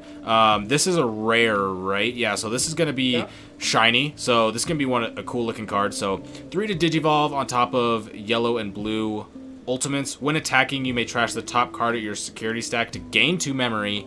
And your turn, once per turn, when Digivolving one of your other Digimon, you may unsuspend that Digimon. So the card's art looks really good, but I think that's its biggest high point. I think the effect, you can trash the top security to gain 2 memory. There's a lot of things you can do with that. That's one of those effects where in a vacuum, I don't think it's the most crazy card, because you can just Blinding Ray to do that, and you don't have to go all the way up to a Mega. So I don't think that effect is too crazy. You compare it along with things like Dynasmon, but the when attacking effect, it doesn't really do too much for me. But then you have the when Digivolving one of your other Digimon, you may unsuspend that Digimon. That is a pretty decent effect, because then you can swing in with jamming Vmon, you can Digivolve into something else and unsuspend it, so that way it doesn't go ahead and get swung over next turn. That's pretty cool, but I don't really see this being a card that is, like, used a lot. I think it's just, it's neat. It's got a really cool art, but I don't think its effects are impactful enough to want to run it in the Mega slot. The one thing that I want to point out is that its types, look how long the types are. Holy Dragon, 4 Great Dragons, 4 Sovereigns. That's the most types, isn't it? I'm pretty that's sure. I think that's not only the most types as far as, I mean, unless we miss something, but that's got to be the longest, like, most characters for a type. That is, that like where the Holy Dragon starts and the 4 Sovereigns ends is like how much text most cards use as far as space. Right. Man, they used the entire bar for that one. Mm-hmm. Well, I will say this. This is not a main Digimon that you build your deck around. This is more of a support Digimon. This is like a hyper-aggressive yellow-blue type of deck Digimon. Like, it's, in my opinion, like, the original Zulongmon is for more of a controlling style, but this is more for of an aggressive style. Right. That's why they need to be a 3-cost Digivolve instead of a 5 like the original Zulongmon. Right. So, like, it's not the best. It's the fact that it's a level 6 that's kind of the worst part for me, because these type of effects, if it was like a level 5, it'd be kind of a little bit better, because one of the other things that which we talked about before is it is 11k DP, which when you don't have the most impactful effects is a negative for me. Correct. So I just had to look it up really quick. The Zulong that we have now does have all of that text. I've just somehow never noticed it. Does it? Yeah, it has all those typings, and I just somehow missed it. Hey, if there ever is a searcher for any of these Digimon sovereigns, The Zulongs, you're hitting a Zulong. yeah, no matter what. So that's the end for yellow. I mean, this is the best one so far. I mean, Armadillomon's a good card, Candlemon's a good card, and Kylomon's a good card. We got Magnamon, we got Rapidmon, Betsumon, Shikaomon. Just basically like everything besides the Elecmon and the Dino-Humon, and I guess the Azulong. Those are like the three that don't really do it for me, as to where everything else is like kind of a hit. Like even the Kyakumon, which we didn't talk about, it's yellow-purple. It's got to be usable to a degree. It's a 9K. It's beefy. Like, it's there. But everything else is just so good. The Magnamon, the Rapidmon are insane. The Betsumon is, like, as much as I hate it, it's insane. Like just the Dino-Humon, like, that's probably the lowest end of the yellows, and even that is decent. It's decent. I mean, the lowest end of the yellow is probably the Elecmon, just because it's... I mean, it's not really adding anything, but yeah. It's 4K. Yeah. Like, it's a 4K for a rookie. Like, yeah, yellow... Geez, I had to say it, but yellow outbeat blue, like, overall. Oh, I have to agree. I think this was the best one so far that we've gone through. These cards are, like, every single one, I feel like me and you were just like, wow, this is, like, pretty good. Like, this is really good. This card's pretty sick. And there's a couple where it's like, yeah, this is, like, mid. But there's some other ones, like, we go back and we're just like, yeah, this card's bad. Like, yeah, I didn't say that about any of these cards. It's just like, yeah, it's like you could play it in those type of decks, and it's just like, yeah. When you said vanilla for 9K, level 5, I was like, wait, 9K, wow. Yeah, 9K, that's pretty big. big. So, getting on into green, we do have the Ikakimon here, which is just a 2-drop 3K vanilla. Nothing too crazy about the card. However, if you know, you know. The Ikakimon is a fan-made Digimon from a long time ago, turned into a card, and there are a couple Digimon in this set that I believe are also fan art Digimon, and so I think that's just worth noting. Nothing crazy about Ikakimon. He's a 2-drop rookie. It's pretty cool. He's got a little Tanamon hanging out with him and a Togemon poster in the background that he painted probably with his fingers. But the main thing here is that some kid drew this Digimon, and now it is an official card art, and that's pretty cool. I like that. I like that. Terriermon. Oh, wait, this is a different Terriermon. I thought it was a generic like the other ones. Okay. My bad. On play, reveal the top 5 cards of your deck, add 1 card with Gargomon or Rapidmon its name among them to your hand. Return the remaining cards to the bottom of the deck. Hey, didn't we just talk about a really broken card called Rapidmon? Yes. Whoa! This card is probably pretty good. The Gargomon cards are I don't like. Is there a new Gargomon that we're going over? No. So the Gargomon cards I don't think are like they're okay. The Gargomon cards are okay. The Rapidmon is much more powerful. Yeah. Net set, this card gets way more powerful. Right. I'm just talking about the current Gargomons and stuff. Yeah. Yeah. No, the current one, nah, not at all. Yeah, because they're like you go up there, the Gargomon, the Mega Gargomon or whatever, they're okay. They're not anything out here. But Rapidmon, that's a card I'm trying to search out for sure. Yes, that's a card I'm trying to find. Now we got a green Pulsemon with a really cool art. Looks like he's just thinking about his little watch game. You know, what are those called? The VPET watches that he comes from. Yeah. I don't know. You all know what we're talking. It's like a Digimon Fitbit, and so he's thinking about getting fit. He's stretching, he's running, he's doing clean and jerks over here.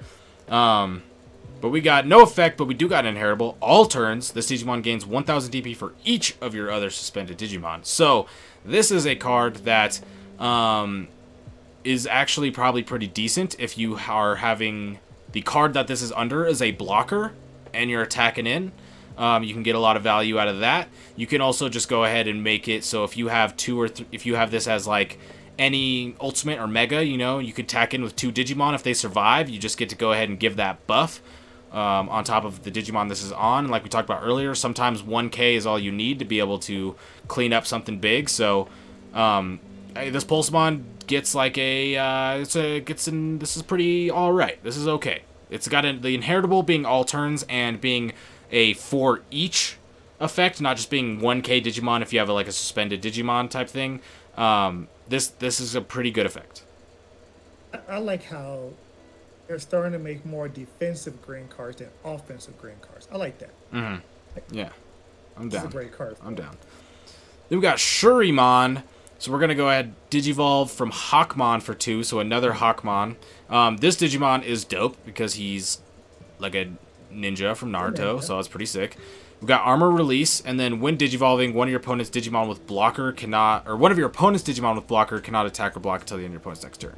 So already, I just gotta say, this is the weakest Armor Digimon that we've seen so far because having its effect targeting only specifically blockers is way too specific. This is like a really good side deck card and a really below average main deck card for me. Yeah, this is the worst armor release card of the bunch. It's just the other ones are way less specific with their effects, like get minus 3k, gain 3k, trash source, you know, like this one's just like, oh, if you don't have a blocker, then it has armor release, which, to be fair, hey, armor release is pretty good. But all the other armor release cards do something else, so that's why I see this being as like a side deck card. You're playing against Machine Dramon, you know, like this is probably a card Ramiro probably not gonna like too much, but it's not anything too crazy. Yeah, like if this said without blocker, it would make it so much more better.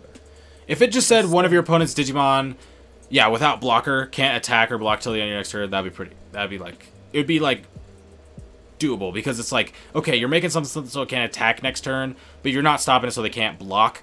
But I feel like that would also be like a very blue type of effect, and it wouldn't really make a lot of sense on a green or red card.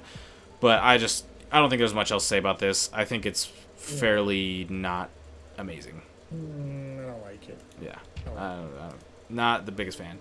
We got Namakimon. Main, you may suspend this Digimon to reveal 3 cards from the top of your deck. Add 1 green Digimon card from among them to your hand. Place the remaining cards at the bottom of your deck in any order. I mean, it's just like, it's like, I don't know. It's like, because you're gonna suspend this. It's at 3k. It's gonna die, right? Like almost all the time. So this is kind of like most of the time, probably like a one-time use, search the top 3, add any green Digimon. But I feel like when we have rookies that are pretty decent at searching cards, and just general search in general, I don't think this is doing it for me, since it's a level 4 with 3k. It's like, if this was like a 3-drop, I'm feeling it. If this was like a 3-drop 2k, with this effect, I'd be feeling a little bit more, but the fact that it's like a 4-drop, and it's just gonna die anyway, I don't know. The difference between the 3-drop and the 4-drop is just really big for me, just because it's like memory tamers are gonna put you to 3, so you might have to, you're either gonna have to Digivolve on top of this for a 3k, or you're gonna hard play it and probably pass your turn, so, I don't know. Yeah, I'm not feeling this. Like, we got things like Terrymon Assistant. We got things like Izzy as a tamer. Like, we got all sorts of other cards that there's all kinds of cards. You just got too much. There's too much cards. You got all kinds of crazy green cards, be able to search cards. Yeah. I don't really know if I want to play a level 4 that I gotta suspend and then just have it die, you know? Right, It's like it's like borderline an option card, because it's just not gonna be there after. I don't like it. Not at all. I don't like it.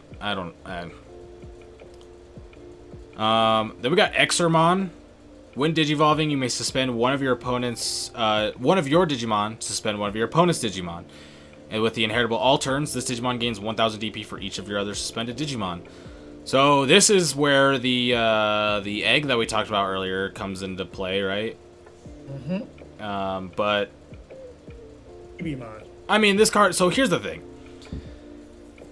This card probably has to be good, for the sheer reason that you Digivolving this for 2 to get the same effect that you would get for Flower Cannon and Needle Spray for 2 when you're playing it, essentially. You have to suspend one of your Digimon, which is a not the best, but we've seen the Pulsemon, so it's going to buff up your Pulsemon.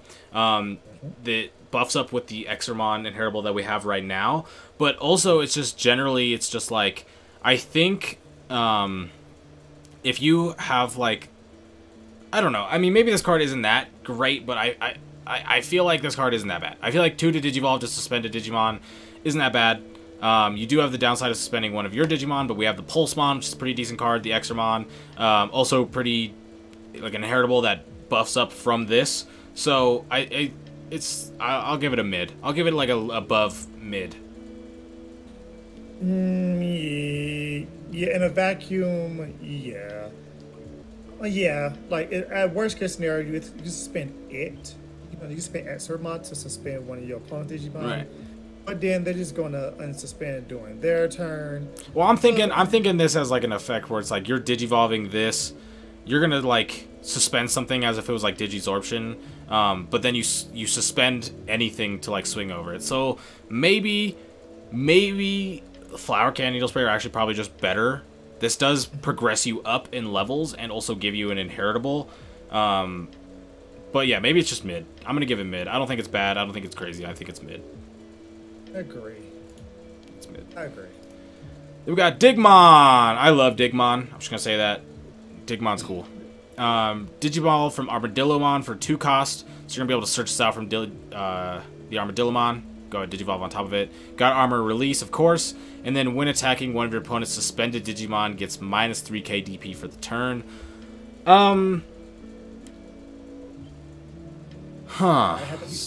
So it's not as bad as the last one. But the effect isn't bad, right? Because if your opponent has a suspended Digimon, you give it minus 3k.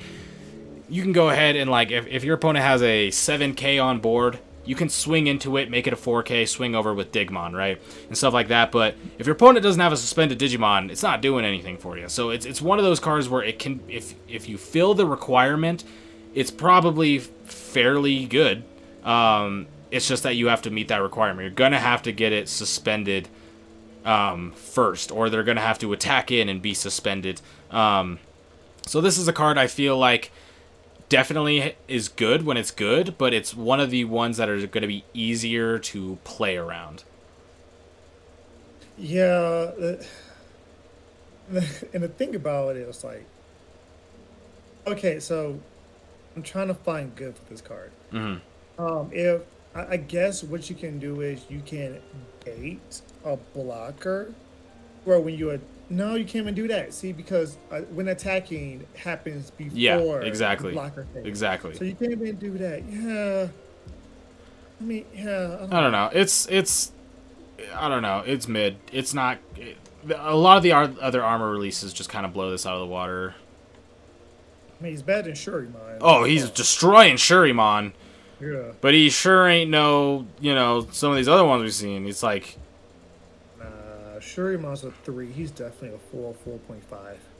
Yeah, he's not bad. He's not good. I don't know. Right, Whoa. right. We got a new little 1 to Digivolve champion, so that's pretty cool. The fact that it's a champion and it's 1 to Digivolve is pretty good. And he's just chilling. He's chilling. He's got a TV behind him, dug a hole. He's munching on some bones. Dramon, we're going to go ahead and have another armor here. Digivolve from Vmon for play cost 2, so another Vmon. Armor release, and then when Digivolving, suspend one of your opponent's level 4 or lower Digimon. I'm with it. I don't think this is as good as some of the other Digivolve on top of Vmons, but it could be a decent one of. It's you're Digivolving for 2 to suspend a level 4 or lower, so that could be a blocker. That could be your opponent's Vmon. Go ahead and get that off the board before they can go up into it or whatever. I think this is definitely just a solid card. It's not amazing. It's just, it's good. It's just, it's good. I don't know. It's one of them other options to where, bring up Vmon from raising, Digivolve into this for 2. Yeah, this is like maybe a one-of type thing for me. What I'm saying? Yeah, like suspend the blocker, attack, die, Oh wait, armor release, and then going to Magnamon. Magnamon then becomes 9K blocker. It's one of the things to fuel Magnamon. That's what this is. Yeah. Until we get future things where Raidramon name kind of matters a little bit more. Is this the first Raidramon we had? This is for sure the first Raidramon we have. Because I love Raidramon. It's searchable by the Sladramon line. But yeah, I like I said, I think it's good. I don't think it's not nuts. It's not Magnamon or whatever, you know. It's not like Rapidmon and Magnamon are like blowing me out of the water. This is just like, yeah, like this card's good. I don't really have anything bad to say about it. It's just good. We got Pistomon, which I've never seen this Digimon in my life. It is terrifying, and it's just Digisorption 2 with the inheritable. This Digimon gains 1k DP for each of your other suspended Digimon. So Digisorption is a notable keyword to have. But I mean, we got other Digisorption champions or ultimates that are Digisorption 3. We got Argomon. Argomons might be a little bit better to put this in there for the inheritable, but I don't know. I don't think this card's bad because it's Digisorption with an inheritable. The same inheritable we've been seeing a little bit for plus 1k DP for each of the other suspended, but it's just in the middle of the road for me. Yeah, he's a nerfed Argomon. That's what that is. Yeah, like, this is like a card where they're like saying we want you. Like this is one of those things where it's just like we're gonna flirt with Sarismon being viable. Yeah, they're like, yeah, we're gonna give Sarismon a bone. We know we hit Argomon to 1. We know we hit hidden potential to 1. You know, here's a bone, but guess what? Yeah, pay 1. You can't just go, you know. Yeah, you still got to pay 1. Yep. So that's all that. You're still probably playing Blossomon, you know, unless you really want that inheritable. But yeah, this card's just, I don't know. It's nothing crazy, but it's not bad. It's probably just like below average. This gotta be a manga exclusive. I've never seen this Digimon. And I could have lived without it, yeah. Yeah, true. Then we got Kymon, who is a super dope looking Digimon. Another Digimon that I've never seen, but pretty sick. They're on names. Yep. When Digivolving, if this Digimon is suspended, return one of your opponent's suspended Digimon with DP less than or equal to this Digimon's DP to the owner's hand. So this works with all the inheritables we've gone through. We got gain 1k DP for each of your opponents, or each of your suspended Digimon. So you're going to go ahead and swing with something, and then you're going to Digivolve into this, and then you're going to bounce back something with like 10k DP. Nice. And then you got inheritable, your turn. When this Digimon becomes unsuspended during your unsuspend phase, suspend one of your opponent's Digimon. Okay, that's kind of nuts. That's good. This is like you Digivolve into this, get its effect, Digivolve into a Mega. So good. I like this. I like this. I don't know what to say. This is pretty cool. That's good. It's cool Digimon. It's got a good effect. It's got the only downside of your Digimon has to be suspended when Digivolving, so you have to like survive an attack. But this is where maybe the Exermon suspending your own Digimon comes in, you know? Because it says return one of your opponent's suspended Digimon. So you Exermon, you suspend one of your level 4s to suspend this, and you suspend one of your opponent's Digimon, and then you Digivolve on top of it. You go ahead and get this effect, and then you Digivolve on top of the Kymon, and when you unsuspend, you suspend one of your opponent's Digimon, so like nothing's safe. Ooh, I actually like this card. I like this card. This card's sick. It's solid 8. Easily. Solid. Yeah. I'm down. Then we got Spinoman, another 13k dual color, put this in your draft deck card. Yep. And then we got Shivamon, opponent's turn. While all your Digimon are suspended, your opponent cannot use option cards. And then your turn, when this Digimon unsuspends in the unsuspend phase, trash the top card of your opponent's security stack. So, I mean, you like go into a big Shivamon stack. You got all these inheritables. You suspend it. You got all these inheritables, making it all big, and then your opponent can't use option cards. So it's like you give this like 2 DP boost up to 14k on your opponent's turn. 14 is a pretty hard number to beat, you know. Like and you can't use option cards. You can't Wyvern's Breath this. You can't Ultimate Flare this. You can't even Memory Boost. You can't Jack Raid. You can't like. You're just shutting down. I'm just getting big, and then next turn I'm gonna unsuspend and I'm gonna trash that security stack. I'm gonna swing in, and then next turn no option cards. Oh man, Shivamon's going to be the best control deck. I've watched a little bit of Shivamon games, and I mean this card's cool. Like being able to shut down an entire mechanic of Digimon, just for being suspended. And then on top of that, you got the Exormon, the BBmon, the Postmon. Like they give you 1,000 for each of your suspended Digimon. Even just having one suspended, that's 3K extra. So that puts her at 15. 15. Like, imagine trying to. 15. Well, you gotta get into. You gotta get an Omnimon, Susano. You gotta do something.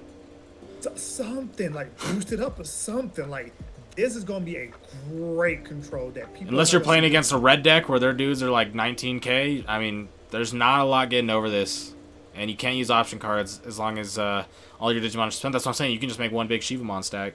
Build up another Shivamon stack in the back, so once this is gone, you promote it and you just run it back. Why you don't need aggression? Because you can just swing in with Shivamon and you can unsuspend and trash. You're just you win at 5 turns. You put your opponent on the clock. Yeah. Oh, by the way, it's an insectoid, so you want to like maybe potentially you want to Hercule, what's it called? Hercule Kabuterimon or whatever. You want to go up into it? Here you go. I didn't know it was an Insectoid. It's an Insectoid. Good. It's pretty good. All the support we got for Insectoids, that's so good. It's pretty good. It's pretty good. So, wrap it up with green. It's got like 3 cards I like, and then like a bunch of cards I didn't like that much. I agree. Like Exormon seems like the Digmon was a little bit weak. The Shuriman is just bad. I like the Raidramon. Like the Terriermon's good, the Pulsemon's good, the Exormon has a chance, Raidраmon's decent, Climbmon's good, and Shivamon's good, but I don't know. I wasn't, like, the highs of this are not as high as, like it's not better than blue or yellow, you know? No, I don't think it's better than red. If anything, like, it's on par with red, but even then, the Digimon Sovereign that's in red, I would inch it above this. I think green right now has probably the lowest, like when it comes to ratings, probably the lowest of the 4 that we already went over. I'd probably agree, just because it's just like, I don't know, it's got cool cards, but I mean, we were going over yellow and we're just like, dude, this card's crazy, this card's insane. We're going over blue, we're like, this card, and here it's just like, oh yeah, this card's cool, this card's all right, and then you get to Shivamon, you're like, ooh, this card's really good. But when it's only got like 1, it's really good, and a couple, it's okay. You know what I'm saying? Yeah, there's like, yeah. Green got pretty shafted, but that Shiva card has so much potential. True. And we going into black. Here we go.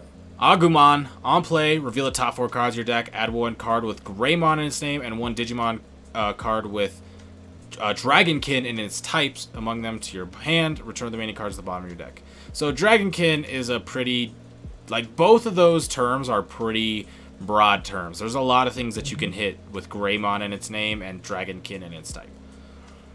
Oh yeah, definitely. So this is one of those cards, and it can Digivolve top black or red. I mean, this is a good card. I mean, it's just like all these searchers are gonna be good, but like this one is super broad. Like the Terriermon's good because you can hit Rapidmon, but there's way less things with Gargomon or Rapidmon in their name opposed to Greymon and Dragonkin. Oh yeah, like you can, this the entire War Greymon line and Sladramon line, and anything really that's dragon that's not really a dragon. Like this Agumon can hit it. Yeah. 100%. Good card, for sure. Oh yeah. Then we got Kokuamon. All turns, players can't ignore Digivolution requirements. So that's good. That's good. It's real good. It's pretty good. Shuts down a lot of hybrid plays. There's a lot of things that ignore Digivolution requirements. Somebody says Magna Kidmon is Dragon Kid. So you can search Magna-Kidmon. Magna-Kidmon is a dragon kid? Really? Interesting. Interesting. But yeah, this is a good effect. I don't know what to say about Kokuamon, pretty good. Ryudamon, on play, reveal 3 cards from the top of your deck, add 1 Digimon card with X antibody in its type, and 1 Yuji Musha card among them to your hand. Place the remaining cards at the bottom of your deck in any order. Inheritable all turns while this Digimon has X antibody in its type. This Digimon gains decoy. It says parentheses black. What does that mean? It can only decoy black, I'm assuming? Or does all decoy say that and I just missed it?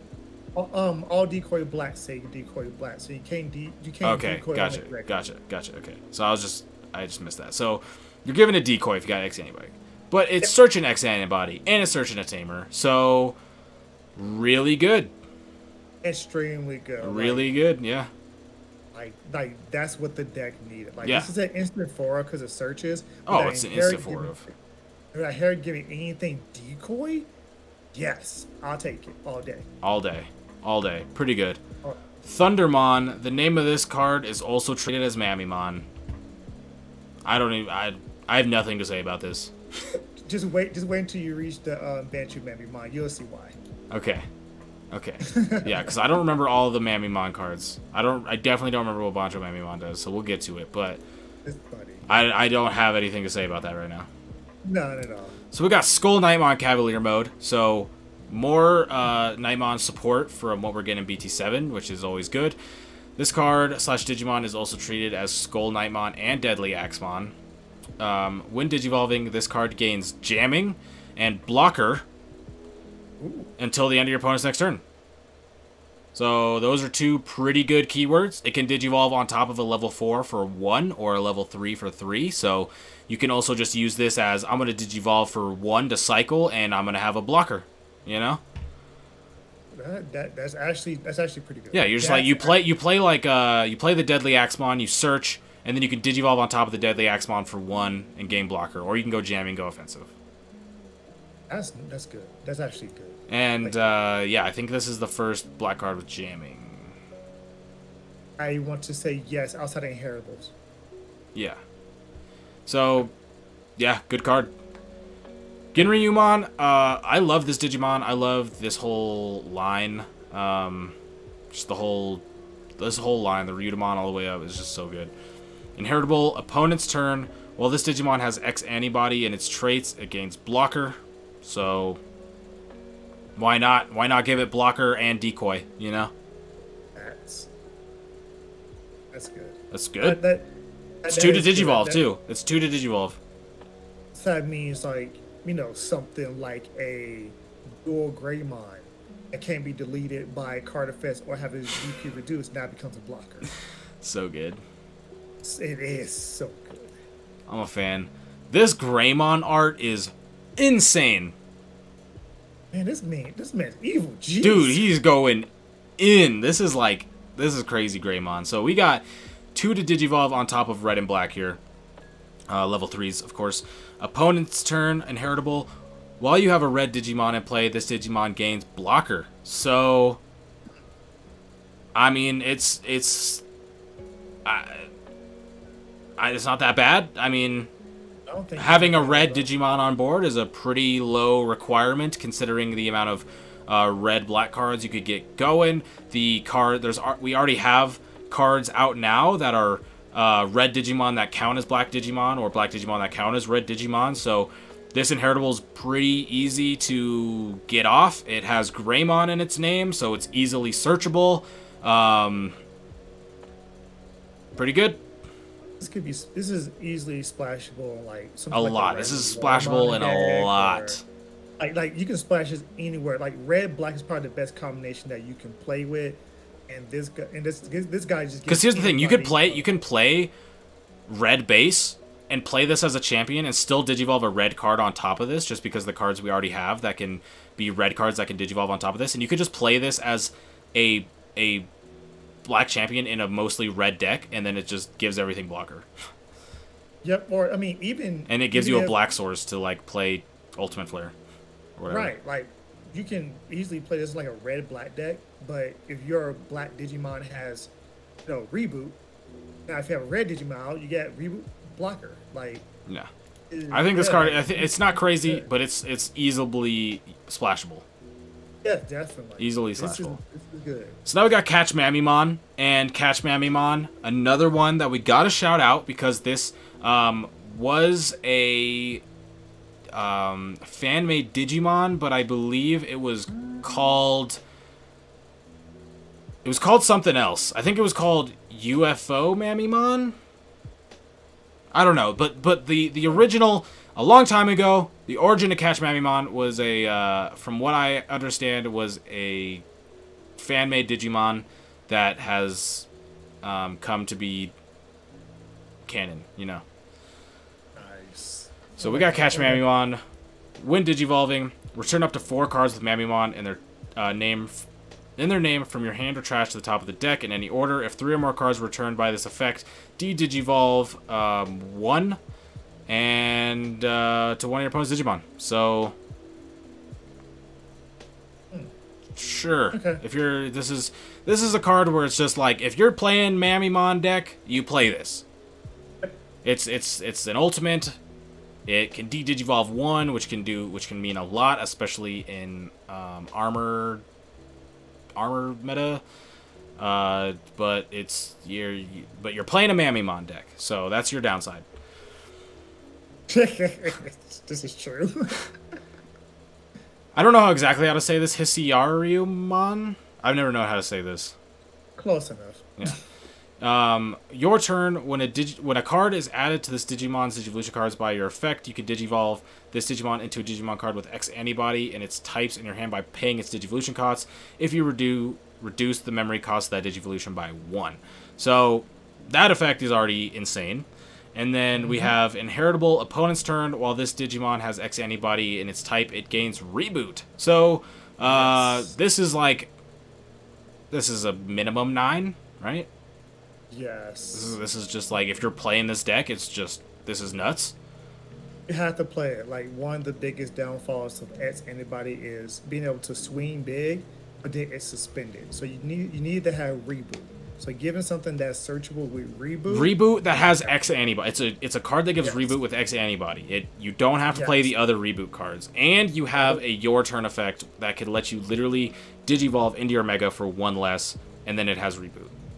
Exactly. Yeah. So good. So good. So good. Yeah. This is like a card where it's just like this is like one of those type of like Yu-Gi-Oh cards where it's like it's so good for an archetype that it's like would be an expensive card if it wasn't like Digimon common. If it's in Yu-Gi-Oh, it would literally be like a $25 card easily. So then we got a black-red Metal Greymon, so can Digivolve on top of black and red level 4s for 4, and then of course it has Greymon in its name, and that's always going to be important. And it's a cyborg, which is also important, but when Digivolving, trigger de-Digivolve 1 on your opponent's Digimon, then delete one of your opponent's Digimon with 3k DP or less. Inheritable, your turn. While this Digimon has Dragonkin or Machine in its type, this Digimon can also attack your opponent's unsuspended Digimon. This is another banger. Yeah, shout out to Romero. This is direct support This for is Machine Dramon deck. I mean, this is support for a lot of things. I feel like it's a Greymon, so it's searchable. It can de-Digivolve 1, which I just talked about as a pretty decent effect in this metagame. Plus, it pops Digimon 3k DP or less, so that's probably just a rookie. But then it also has the Inheritable of your machines and Dragonkins can attack over your opponent's unsuspended Digimon, which is just crazy, ridiculous, good ability to have on a Mega that you would put on top of this, because you're probably going to be able to put different various Greymon type cards or machine cards on top of this, like let's say Machine Dramon, and it's just like, oh, I'm gonna play my Machine Dramon and put 5 cards underneath it. I have blocker, reboot, security attack +1. I can attack over your it's ridiculous. Yeah. So 100%. good card, and then here we go. We got Bancho Mamimon. So let's read this. When Digivolving, you may reveal the top 3 cards of your deck. For each of your opponent's Digimon, you may play a card with Mamimon its name from among them with a play cost of 10 or less without paying their cost. Trash the remaining cards. All turns, if you control another Digimon with Mamimon its name, this Digimon gains security attack +1. So basically what we're saying is the Mamimon archetype now has one good card.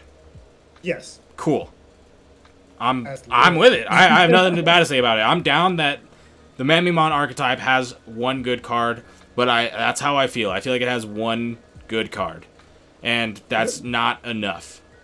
I feel like you have to play too many subpar cards for this to be worth it. Because, yeah, you can go ahead and play out. You can Digivolve into this. You can play out, like, 2-3 Mamimons that are, like, ultimates, and that's pretty sick. And then you can go ahead and, like, you can swing for 2 checks at 11k, which is already a downside in itself, as we talked about multiple times. But I don't really have anything too bad about to say this. It's like, the Mamimon to me is still kind of like a meme deck. If you're playing Mamimon, you just like Mamimon. You want to play something a little fun. This isn't gonna really change that, but it makes it at least has something to play around. You know, this gives it new life. You can at least play a meme deck. Well, I think that's what Mamimon really was supposed to be. It's supposed to be meme. Yeah. Look at the type. Brachiomon for sure. Look, it's a mutant / boss. That's the type in it. Like, I'm like, okay. I don't know. It's Bancho Mamimon. We got Oriyumon. We already. Oh yeah. Oh. When Digivolving, you place one Digimon card with X antibody in its types from your hand under this Digimon as the bottom Digivolution card. If you delete one of your opponent's Digimon with a play cost of 7 or less, your turn, once per turn, you may place a Digimon card under one of your Digimon as a Digivolution card. This Digimon gains plus 2k DP and can't be deleted by your opponent's effects until the end of your opponent's next turn. Then we have a level 6 with an inherited effect. End of attack, once per turn. If this Digimon has Alphamon in its name, unsuspend it. Yes. Yes. Yeah, this card. Let me know what you got about it, because this is, whenever I think about this archetype, I always just think of you, right? I love this. I love these cards. I was messing with this line in Cyber Sleuth, but the top memory that comes to my mind when I think of this stuff is Dante. Like this card does everything. Right now, play Alphamon, you have to play a dual Goromon / Alphamon deck to a dual Goromon to main. Nah, when this set comes out, it is strictly Alphamon at 4. Let's go. Like, being able to put this as an inheritable, being able to attack with Alphamon twice, all the inheritables, +1/+2 security check, and then gain some memory while you're doing it at the same time. Right, like what? Like, oh my goodness. This is amazing. Like, this is what makes the Alphamon deck actually go. I'm so happy to see it on that deck. Yeah, this card's sick. And speaking of sick cards, Black-Red, Black War Growlmon, or Black War Greymon. When Digivolving, if there's a red card in this Digimon's Digivolution cards, you may choose your opponent's Digimon. If there is a black card in this Digimon's Digivolution cards, you may choose your opponent's Tamers. Delete any number of chosen cards whose totals play cost adds up to 6 or less. So basically what we're saying here is we have something else to kill Tamers, which is huge, huge. That effect itself makes this card a 10. Don't even have to get into the next effect. The fact that you can delete Tamers, not be a level 7, not need to all delete, blow everything off the board, it's a 10. Then we got all turns once per turn. When your opponent's Digimon are deleted, you can unsuspend this Digimon. And it's all turns. So, nuts. So you can just nuts. You can delete a possibility of 4 cards. You can delete a lot. Oh my goodness! You can delete 2 3-cost Tamers and 2 rookies on just 1 Digivolution. Wow! This card is so good. This card's insane. It's so insane. Oh it's so much less requirements. It's just, it's nuts. It's nuts. It just says, yo, Digivolve into me. I got you. We good. Like, okay. So what do we think of Black as a whole, from what we know over there? Man, I mean, outside the Mimimons, you know. Yeah, besides the memes, yeah, we can throw those out. I think the Agumon line, and I think the X antibody line is just extraordinarily good. Even the Skull Nightmon Cavalier mode is actually great. I think Black is amazing. I think it's literally the Thundermon, the Cash Mamimon, and the Bancho Namakimon that are just kind of like they're their own little thing. Everything else is just fairly good, splashable at worst. Like I put the it right Kokuamon having this effect is dope. Like yeah, I put it right behind yellow. Yellow's the highest. I think I put black right behind yellow. I'll put it up there. I'll put it up there. No, it probably beats out blue. It's got to beat out blue. Yeah. Yeah, no, I agree with that. So, getting into our last color before we go ahead and get into the tamers and the options. We got purple. So, we got Psychmon. All turns, players can't reduce play costs. So, dope. You know? Okay, yeah. I mean, this is just good. Yeah, it's just good. Like, yeah. Like it's literally just good. Is it niche in some metagames? Sure, but the effect is objectively a good effect. You know, it's not always good. Agumon wasn't amazing in BT6, but hey, we go into BT7. It's pretty good. You know, it doesn't mean it was a bad card in BT6. It just was niche. So it's just one of those cards where it's just like, this is hey, your players all turns players can't reduce play costs. So that does count you. But if you're not trying to reduce play costs, it doesn't do anything. Like this is potentially one of the strongest sideboard cards. Yeah, like Aquilomon, like they all come out as 4, so you can't play them without ending your turn. Yeah, this is just a good card. I mean, maybe when I say it's the strongest sideboard card, maybe not so much. But I mean, like this is those type of cards where it's just like it's just what it's good against. It's really good against. Oh yeah. For very low cost. It's just a 3 to drop 3K rookie. Pretty good.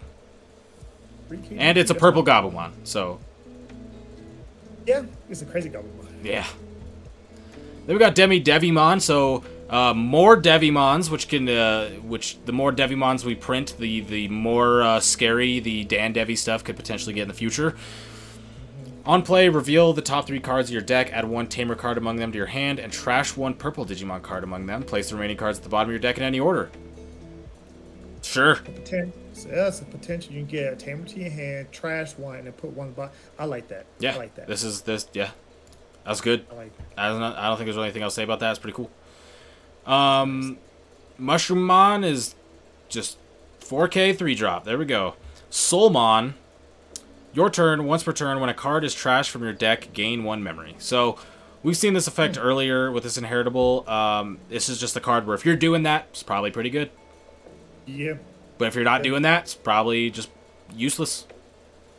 These are the cards that do what you want to do. Yeah, yeah. This is pretty. It's a card that does something for specific. Then we got purple green, level 4 Kokuamon Retaliation. So gonna be the only green card with Retaliation as far as I know. And Digivolve on top of level 3 purple and green for 2. But yeah, this card's pretty bad. I mean, the only application I can see is going into like a Hiyarimon and giving blocker retaliation, but that's not it. Yeah, I mean, that's almost like... retaliation. Yeah, I don't know. That doesn't do it for me. And neither is Fangmon. Fangmon's definitely not doing it for me. We got a 2 to Digivolve, 4K, level 4 with retaliation. I mean, this is... It's just retaliation. There's nothing else about it. It doesn't have inheritable. It's just it retaliates. That's what we're here to do. You know. I rather play the Myolosmon stuff from EX01 that has retaliation. Yeah. That has yeah. This is the type of stuff where it works with that, but it's niche. This isn't a card where you're playing it in multiple purple decks. You know. No, not at all. Not at all. Yeah. And a lot of these cards we've seen so far, outside of like the Psychmon and kind of the Devimon kind of fits in this too. All these cards that we've seen in the first 5 have all been very niche. They're all just, they're niche. Very, very niche. Then we got Black Agumon, which is going to be way less niche because it is got yellow on it, which is important. It's got purple on it, which is pretty important. And when you put them together, it's really important, especially when you give it this really cool keyword called Rush. And then the Retaliation inheritable. So the Retaliation inheritable doesn't really do much for me, if I'm going to be honest. The Rush keyword is doing a lot for me, and the fact that it's purple-yellow is also doing a lot for me. So not the greatest in heritable, like we just talked about the Kokuamon. It doesn't really do anything for me, but it does have Rush, so that's pretty big. And it's purple-yellow, which is a much better combination than purple-green. So this is like probably pushing decent, just because Rush, I don't know. Yeah, I give it a meh, just because it's a 3 to Digivolve from a low of 3, which is... That is true. Great. I put this somewhere probably for me like in between like 5 and 6, because it's got downsides, but it has Rush, and not a lot of things have Rush, and not a lot of things are both purple and yellow. I give it a solid 5. Retaliation is... But Retaliation is just probably, in my opinion, Retaliation is like borderline the weakest keyword in the entire game. It should be only on... It's good. It should be only... Like it's good at times. Like right now in the purple-yellow hybrid stuff, I'm playing the Retaliation egg because giving Retaliation to a rookie that has an on-deletion effect that does other things, that's pretty good. But I don't really want my level 5 and level 6 to have Retaliation unless I have Blocker. Other than that, it's not really... It means almost nothing to me. Yeah, that's exactly what I was talking about. I mean, if it's on a rookie inheritable, fine. If it's on an egg inheritable, that's fine. Yeah. But in order for you to put on a champion, meaning your ultimate is gonna have to crash into something, like, yes, it could be a mega, but you're stacking up 2 or 3 cards to take out 1 mega. Like, yeah, nah, I'm not. I don't know. It's the Rush and the dual color that's doing it for me. That makes me have a potential. If this was a full purple card or a full yellow card and said the exact same thing, I'd probably say it sucks. The fact that it's both gives it utility, but yeah, I'm gonna give this maybe like a 5. I'm gonna put it right in the middle for me. Yeah, solid 5 for me. And then is it snowing like crazy for you too? Yeah. It's like a blizzard outside my window right now. I just noticed. I was like, oh my goodness. Karatinmon, just a 2 to Digivolve, vanilla level 5. Scorpiomon. When Digivolving, trash the top 2 cards of your deck, then return 1 card with Demon Lord and its traits from your trash to your hand. That's kind of nuts. And you inheritable, your turn once per turn. When cards are trashed from your deck, gain 1 memory. So this makes a lot of the other cards really good, right? Yes. And then also being able to bring back a Demon Lord from your trash to your hand. Pretty good. A lot of people don't understand that. That means Lovemon. Yeah. That means Beelzemon. Yeah. That means Creepymon when we get that. That means my oldest. I mean, Lilith is the main thing that I thought about when I thought about it. Like you just get them right. Like we want to trash, but oh wait, I trashed the wrong card. Oh, I'm gonna get that back. Like, come on now, really? Like you went plus for no reason. Mm-hmm. I think it's good. I really do think it's good. I think it's good. Trash do return one. No, it's good. It's good. And inheritable. We got Myotismon. Another Myotismon here. When Digivolving, trash the top 2 cards of your deck. Then you may play 1 Yukio Oikawa from your trash without paying the memory cost. And then inheritable on deletion. If this Digimon has Myotismon in its name, you play 1 Yukio Oikawa from your hand or trash suspended without paying its memory cost. So this is just staple Myotismon card. You play Myotismon, you're playing this. Oh yeah, and then you can even borderline play this on cards where you're just trashing the top to gain the memory. Because if I'm not mistaken, isn't the Tamer based around Myotismon? Yeah, the Yukio is based around Myotismon. So this is just the Myotismon. This is just a good Myotismon card. Real good. All the support they give in Myotismon, like, it has to be a decent deck. Like, at some point. They're going to keep giving Myotismon cards to the point where it's got to be good eventually. But this is a really good Myotismon card. Yes, it is. Is it a good purple card? It's meh. Unless you're trying to take advantage in another purple deck of trashing the top to gain those effects. Unless you're taking if you're taking advantage of that, this could be an okay card. Outside of that, it's really bad. And then in Myotismon, it's probably the Myotismon deck, it's probably one of your better Myotismon cards. Yeah, by far. By far. So now let's go ahead and get into Crazy Man, big crazy art, full art, Scary McGee. Rasenmon Fury Mode, another level 6 with an inheritable, and it's going to be a level 6 that can digivolve on top of purple and yellow, but it's a full purple card. End of attack, you may digivolve this card into a Rasenmon in your hand, ignoring its digivolution requirements and without paying its digivolution cost. End of your turn, trash the top card of your security stack, and then your turn, inheritable. When this card is trashed as a digivolution card by Rasenmon's effect, unsuspend one of your Digimon and give it plus 3 KDP for the turn. So this is like Myotismon to me, where it's like if you're playing the deck, if you're playing the Rasenmon, this goes hard. Yeah. This goes hard. If you're not playing Rasenmon, you're not touching this with a 10-foot stick. Yeah, it punishes you for not playing the Rasenmon. Yeah, you have to play the Rasenmon, or else it's like, end your turn, trash the top of your security stack. Right, and then Rasenmon is good because I believe it's on Digivolution, do Digiburst, so you Digiburst this card. I think it's a main effect. Did it main effect? Yeah.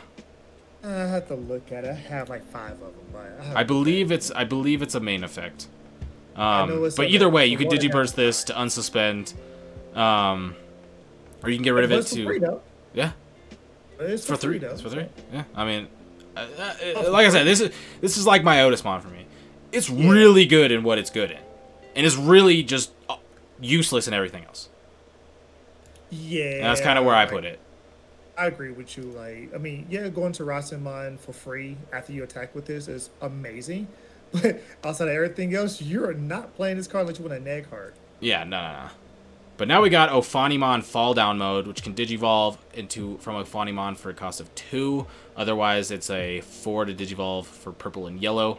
When digivolving, if this Digimon has a purple digivolution card... Tongue-tied. When digivolving, if this Digimon has a purple digivolution card, delete one of your opponent's level 4 or lower Digimon. If this Digimon has a yellow digivolution card, trigger recover +1. And then on deletion, play one purple or yellow level 4 or lower Digimon card from your trash without paying its memory cost. So, I mean, this is pretty good. It's very good. It's pretty good. When you're digivolving, if you have a purple digivolution card or a yellow digivolution card, you get effects. You're probably going to have both. So essentially, it's when digivolving, delete one of your opponent's level 4 or lower Digimon and recover one. And then on deletion, play something from your trash. So, the Ophanimon cards, in my opinion, aren't the craziest. That's about to ask, like, what's the best Ophanimon? Yeah, I don't know if you're as much putting this on top of Ophanimon for 2 as much as you're digivolving for 4 to get the other effects. Right. But I think this card is decent.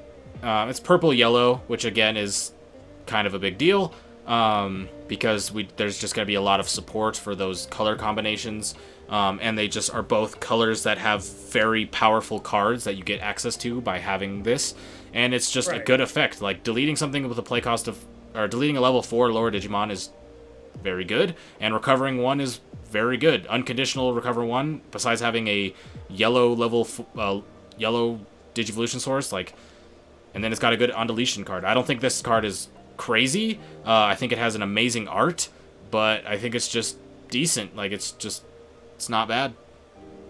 Yeah, the effects are good. Yeah. But the fact that the best Ophanimon is probably the one that just came out in BT7, and that one's rare, not that and that one, right, amazing. Like, right. That's what I was saying. I don't think you're digivolving on top of Ophanimon for 2. I think you're just running this as a solo Ophanimon Mega. Yeah. You're just gonna take the 4 and just gonna call it a day because you're probably already using Jorgus to get up to a 5 anyways. So yeah, like I could, it's alright. Yeah, it's alright. Like, to delete level 4 lore, pesky blockers, bye-bye. Bye-bye. Recover one, good. And then on deletion, replace itself, not bad. Not bad at all. Pretty good in my opinion. I just want to, I'm just going to note, so we're going to go into the Malomyotismon, but this Rasenmon Fury Mode, the Ophanimon, and the Malomyotismon are basically, they could be passed off as altards. Yeah. So now we got another Myotismon card. We got the Malomyotismon. On play, if you have 5 or more cards with Myotismon in their name in your trash, delete one of your opponent's unsuspended Digimon and trash the top card of your opponent's security stack. When digivolving, trash the top 5 cards of your deck. Then if you have a card with Myotismon in its name in your trash, gain 1 memory. So I'm more wanting to on play this more so than I want to when digivolve this. But this is one of those things where I like, you're playing Myotismon. I mean, deleting an unsuspended Digimon, which is probably Mega, and then trashing the top security stack. I mean, that's not a bad effect. It's just that you're having to pay 13, which is yikes. And the Wind Digivolving effect is just kind of weak. You get to trash the top 5, which can be helpful to gain memory with those effects. And then if you have a Myotismon in the trash, which you almost certainly will, you get to gain another memory. So you could Digivolve into this for like 1 with the inheritables that gain memory when you trash it from your deck, but the Wind Digivolving effect is just way weaker than the on-play, and the on-play is going to cost you 13, so it's like, you play this in Myotismon decks, but it's not probably your main go-to Myotismon. Now that I'm thinking about it, so there's cards from BT4, if I'm not mistaken. Okay. That it brings Metal Myotismon out for 3 out the trash. Right, yeah. It does say Malomyotis. Yeah, so like I think it's Mumimon that does that. So that then sets that makes it way better, yeah. That's what I'm saying. These type of cards are good in like the Myotismon deck. Like whatever you're playing in Myotismon, it's gonna work. In a vacuum, it sucks, but in the deck, yeah, it's amazing. Yeah, for sure. And then the yeah, okay, yeah, and then the Tamer too. Somebody said in chat, I was like, I swear there was something else that was in this set, but since we haven't got to the Tamer, I forgot. The Yukio, end of opponent's turn, if this Tamer is suspended, you can play 1 Malomyotismon from your trash without paying its memory cost by deleting this Tamer. And then all turns, when your Digimon with Myotismon, as its name is deleted, you can spend this Tamer to gain 1 memory. So you're getting this out. I did forget about... I knew there was a card. I didn't remember there being a card in the past. I thought it was an option card that we were going to get to later that did that, but it's the Yukio. But yeah, I mean, it's just a Malomyotismon card. There's really not much to say about it. Like when we rate it how good it is, it's how good is it in the Malomyotismon deck or the Myotismon deck. But then that like asks a bigger question: how good is the Myotismon deck? Alright, like... Which I don't really see it being tier 1 yet. Might start pushing... It's getting support. Might start pushing tier 3, tier 2. Maybe. I mean, we got a lot of dual color and purple, so you can do a lot of different stuff in the lower stages getting up into this. But, yeah, it's just... It's a Myotismon card. It's definitely Rogue. And Rogue is usually, like, tier 2... Tier 3, yeah. Top tier 3. So but it's getting more support, so it's getting like with the Ultimate Myotismon, the Malomyotismon, and the Yukio, it's doable. We have other cards in the past that are going to be able to help you out. We got these inheritables where when you're like trashing cards, you gain a memory or whatever. You got the Myotismon. It can work. Oh yeah, you can definitely make your run, but how consistent? Yeah. So what are we thinking overall for purple? Purple got shafted. Like, yeah. I'm being real. Yeah. No, you're right.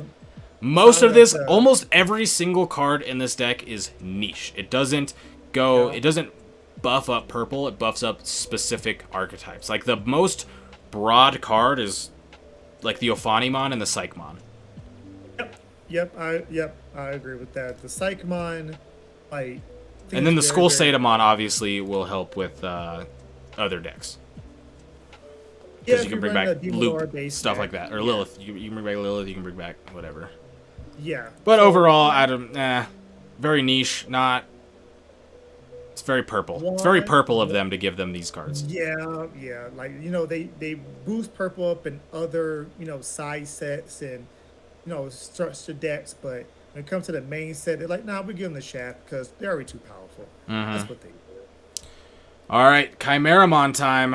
This is a card that's been talked about since release, right? So we got DNA Digivolve level 4 plus level 4 is 0 cost. When Digivolving, you may place 1 level 5 or lower Digimon card from your trash at the bottom of this Digimon's Digivolution cards. Then up to 4 of your opponent's Digimon get minus 1k DP for each color this Digimon has until the end of your opponent's next turn.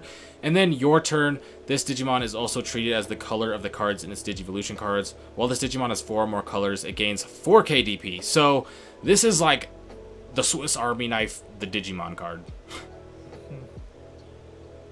This is so good. Okay, ladies and gentlemen, this is the reason why they, on the ban list, they hit Agumon the 1. This is the card why they did that, because you can get a free Jorgus into this Chimeramon. That's why they did that. It's pretty good. This is too good. This is way too good. It's just, yeah, it's good. You can buff it up to 12k too. Right, like it's generic with any color, so it makes it, you know, any 2-3 colors right off the back. You can put another one needs to make it 4 or 5 colors, and if you do that, you get a benefit of giving it 4,000 more DP. Makes it 12k. It's already unsuspended, so it can attack, like, and then it reduces, you know, up to 4 your opponent Digimon by 1k DP for every color it is. That's crazy. Yeah. That's crazy good. It's a lot. It's a lot for an ultimate. It's very good. Yeah. It's just really good. 100%. Alright, that's crazy good. So now we're getting in towards the end here. The tamers and the options will probably go a little bit quicker. So we're gonna start off with the tamers here. We got Yole Inui. I'm gonna say this wrong because I didn't watch the anime. I apologize. Yuli. Start of your turn, or start of your main phase, if you have a red Digimon to play, gain a memory. So, sure. Your turn, when your Digimon with 2 or more colors attacks, you suspend this tamer to delete one of your opponent's Digimon with 3k DP or less. Sure. Sure, yeah. Why not? Yeah. Only guarantee for you to go to 2. That's yeah, you get to go to 2 if you got a red Digimon in play, and you can delete a 3k DP or less, but I don't see this. This doesn't really fit any archetypes. It's just kind of might be used. Right. And then Hero, we got started turning for memories 2 or less becomes 3, so memory tamer. Your turn, when one of your Digimon with Gamamon in its name or your level 5 or higher Digimon attacks, you may suspend this tamer to give one of your Digimon plus 2k DP for the turn. So it's just it's a memory tamer for Gamamon stuff. Oh, okay. Like my eyes was like going crazy. I thought it said 20k. I was like, whoa, wait a minute. Okay. I know, it's just like, yeah, so swing over anything. Okay, this is not bad. For it to be a memory tamer, this is not bad at all. I actually like it. I actually like this better than like a tie from set 1. Right. Yeah. TK, blue TK. So memory tamer. Opponent's turn. When your opponent's Digimon attacks your blue Digimon, you may suspend this tamer to draw 1. So this is a pretty decent value card. Blue has pretty good tamers already, and it has this really good memory tamer called Davis. So I don't think this is a bad card. I think it's in tough competition with some of the cards that are already released. But I mean, memory tamer, and when your Digimon gets attacks, you get to draw 1. I mean, that's pretty decent value. I don't know. Now my thing is, what's the ruling on blockers? When your opponent's attacks your blue Digimon, I mean, I don't know how it works with tamers. Or with blockers. That'd be interesting. I don't know that for sure. I want to say you can block and draw 1, but I wouldn't know that for sure. But I don't know. I don't see me playing this over like Davis. Yeah, it's still not Davis. It's not Davis. Like, Davis be going hard. Oh yeah, Davis. Speaking of Davis, we got another broken Davis card coming in. So Davis just always going crazy. So Davis and Ken here, start your main phase. If you have a blue Digimon in play, gain 1 memory. If you have a green Digimon in play, gain 1 memory. Your turn, okay. When your Digimon digivolves into a Digimon that has 2 or more colors, you suspend this tamer to unsuspend that Digimon. So, we get this really cool thing called Imperial Dramon coming out.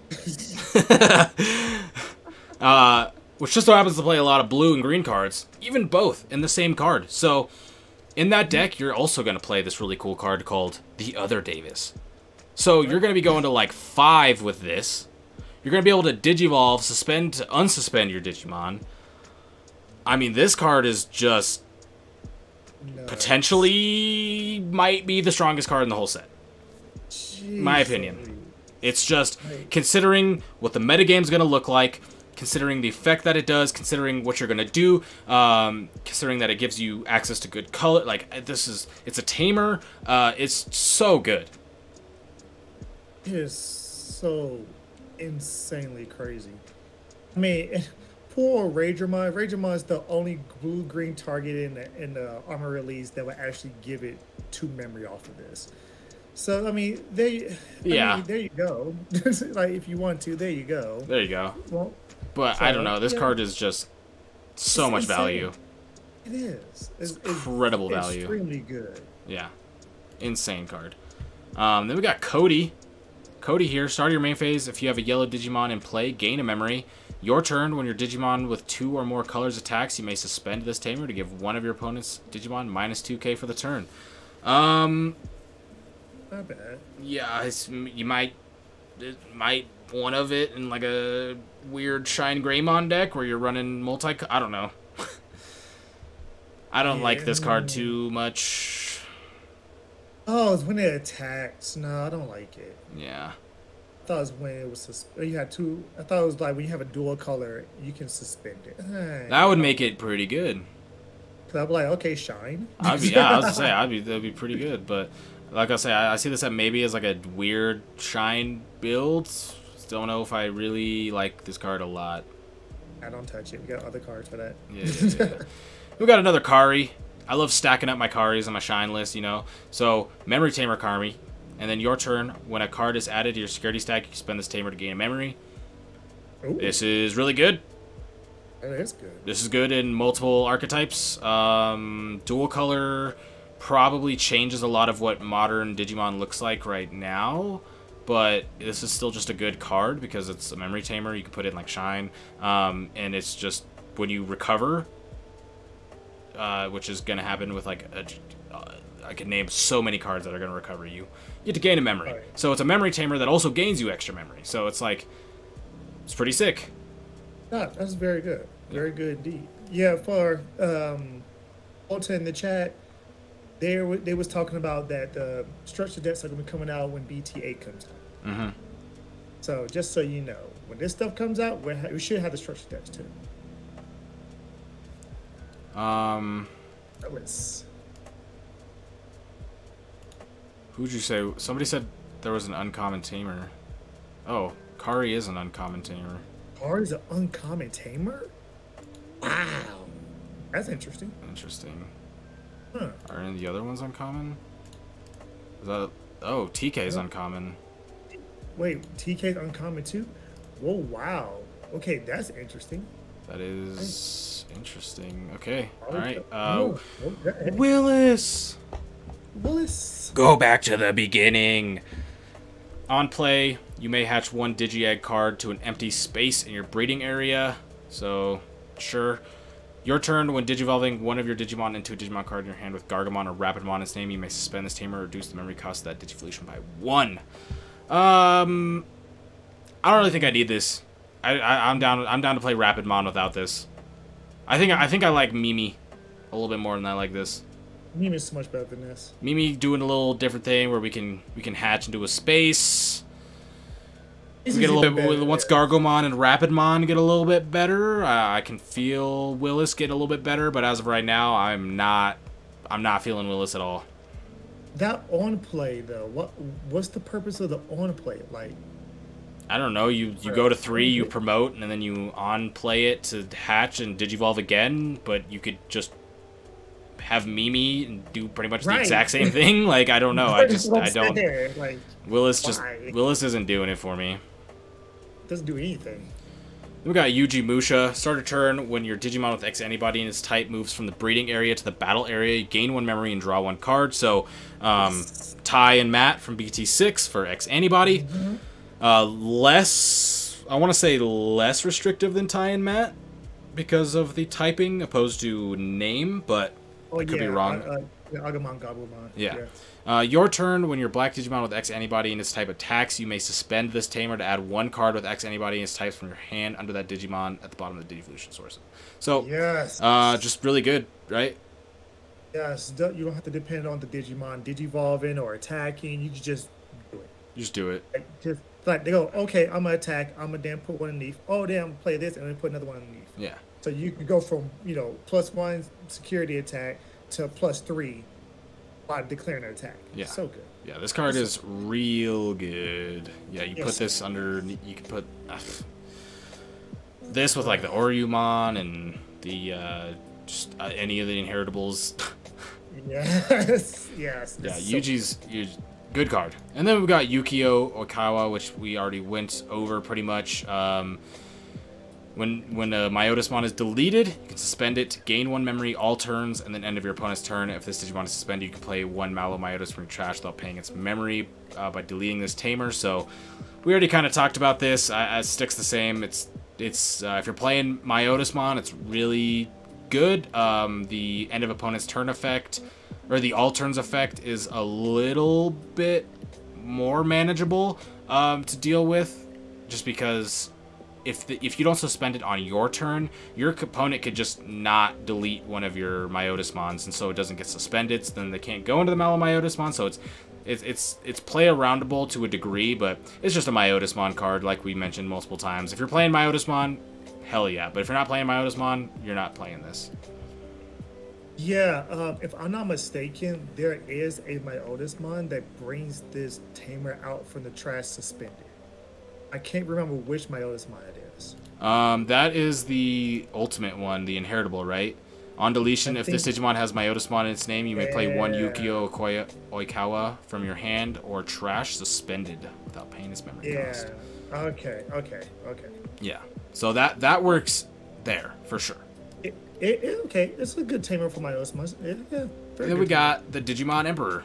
All turns, when your opponent's level 5 or lower Digimon is deleted, you may suspend this tamer to trigger draw 1. Opponent's turn, when your opponent's level 3 Digimon moves from the breeding area to battle, gain 2 memory. So...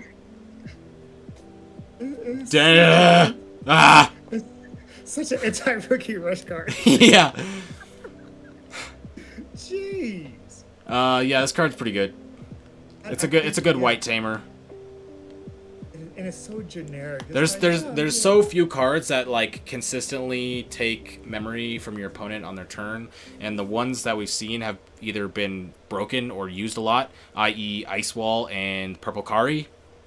I don't see this not being usable or good. It's if you want white tamer for whatever reason, this is good value. You can get multiple draw ones, and you can get memory taken away. I was like, yeah, I think, yeah. Emperor and Takumi out here, like, all my homies hate rookies. Man, yeah, no, right? I think this. Be honest with you, I think between this and Takumi, you're really not gonna play Analog Boy anymore. This card is just that much better. I mean, they have different effects, but this one's pretty good. Like just generic, just being generic, like this does so much more than Analog Boy. So the Tamer's pretty good. I think Tamers are pretty good. It's pretty good Tamers, a couple duds, but yeah, I think they're pretty good. Some pretty good ones. Getting into the options, starting off with Fire Rocket. While you have a Digimon with armor in its traits in play, you may use this card without meeting its color requirements.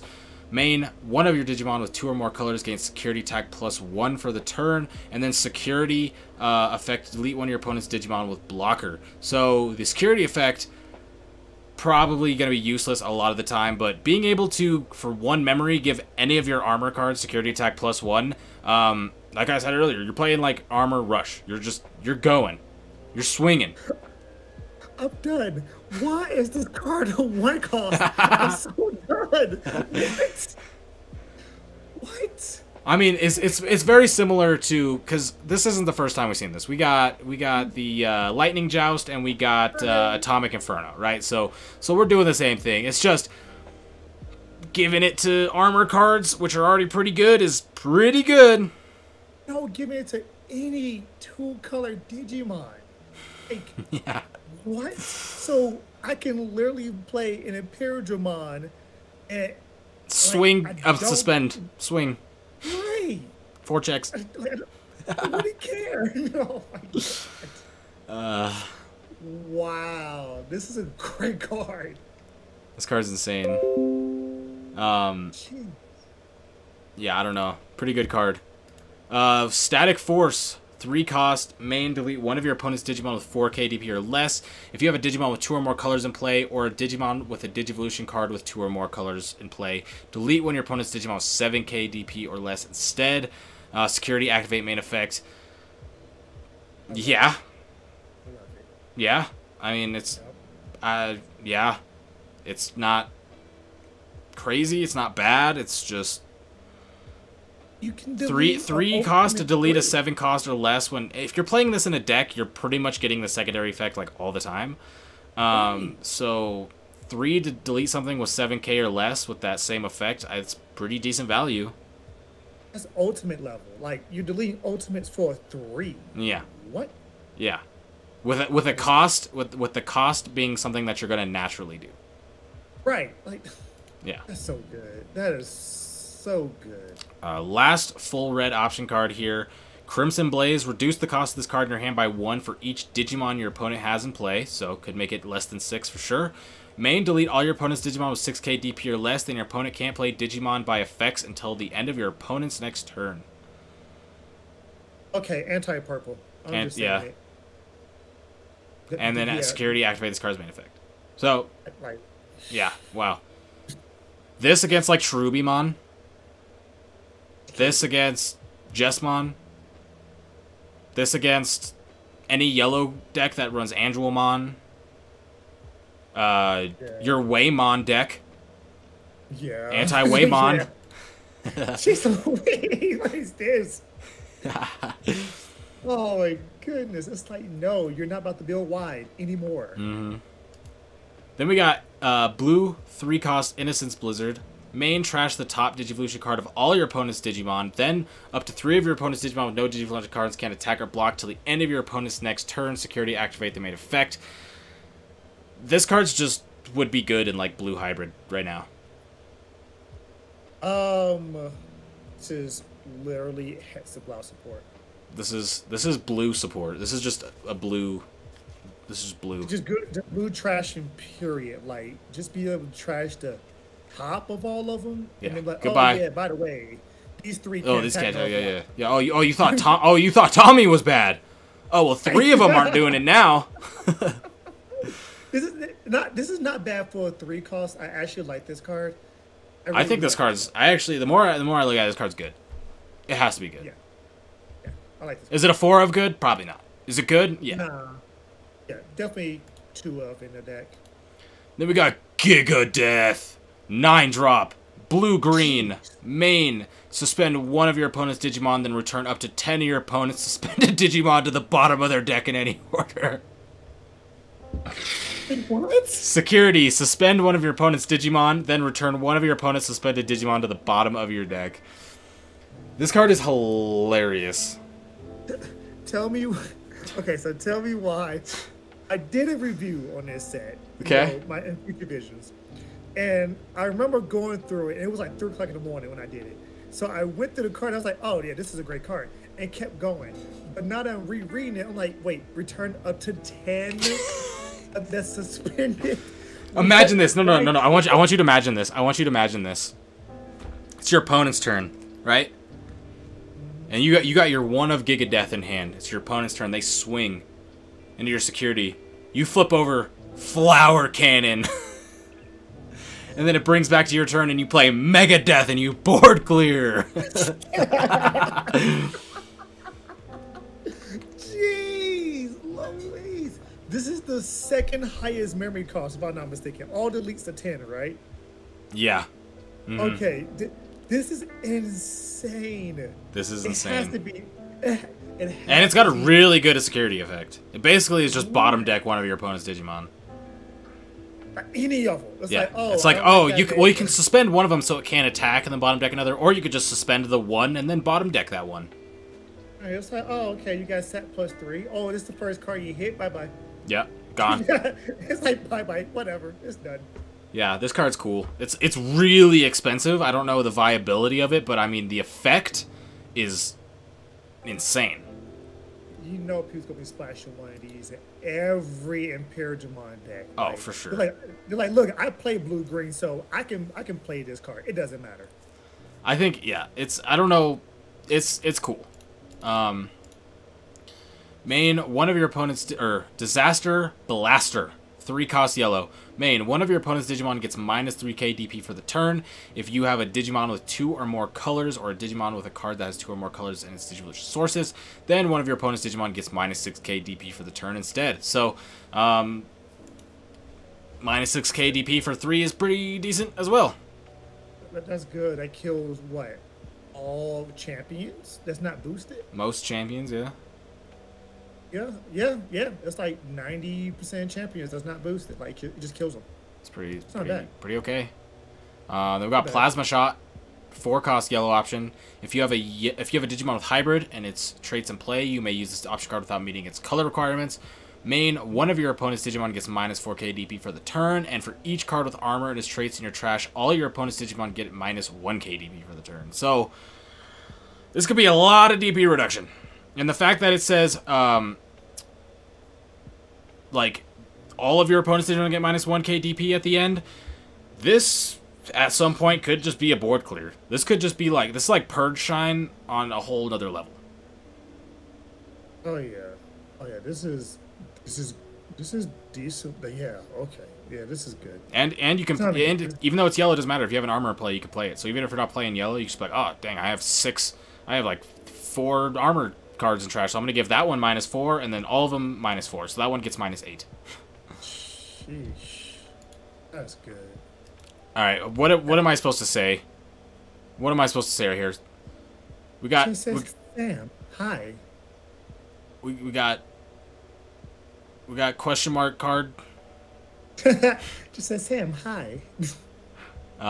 You may suspend one of your Digimon, or 1-cost main, you may suspend one of your Digimon to suspend one of your opponent's Digimon or Tamers. Your opponent's cards suspended with this effect cannot unsuspend until the end of their next turn. So, that's good. One to Digivolve to suspend one of your opponent's Digimon that can't unsuspend next turn is pretty good. Digimon or Tamers. That's good. Oh! Yeah. Oh, this card's nuts. No, this card's broken. Yeah, no, this card's... And the security effect, suspend one of your opponent's Digimon. Yeah, no, this card's broken. This card's insane. Yes, hitting them Tamers for 1 cost. Let's go. Yeah, no, I just... My brain... Like, my eyes and my brain didn't make that connection for a second. Yeah. This card's insane. Yeah, no, this card's ridiculous. Oh, the name's up here. I thought there was actually question marks. I was like, what the hell? On a card, it is. Okay. Gotcha. Okay. Well, be correct. This card's nuts. Lightning Blade, another 1-cost green card. Well, you have a Digimon with armor and its traits in play. You may use this. You may play this card without meeting color requirements. Main, one of your Digimon with 2 or more colors gets plus 2k DP and piercing for the turn. Okay. I mean, given your armor's piercing is when you're also giving them +1 security check and your Magnemon's at like 17k. I mean, it's so pretty good. It's so good. I think this is probably the one it's not used like a lot.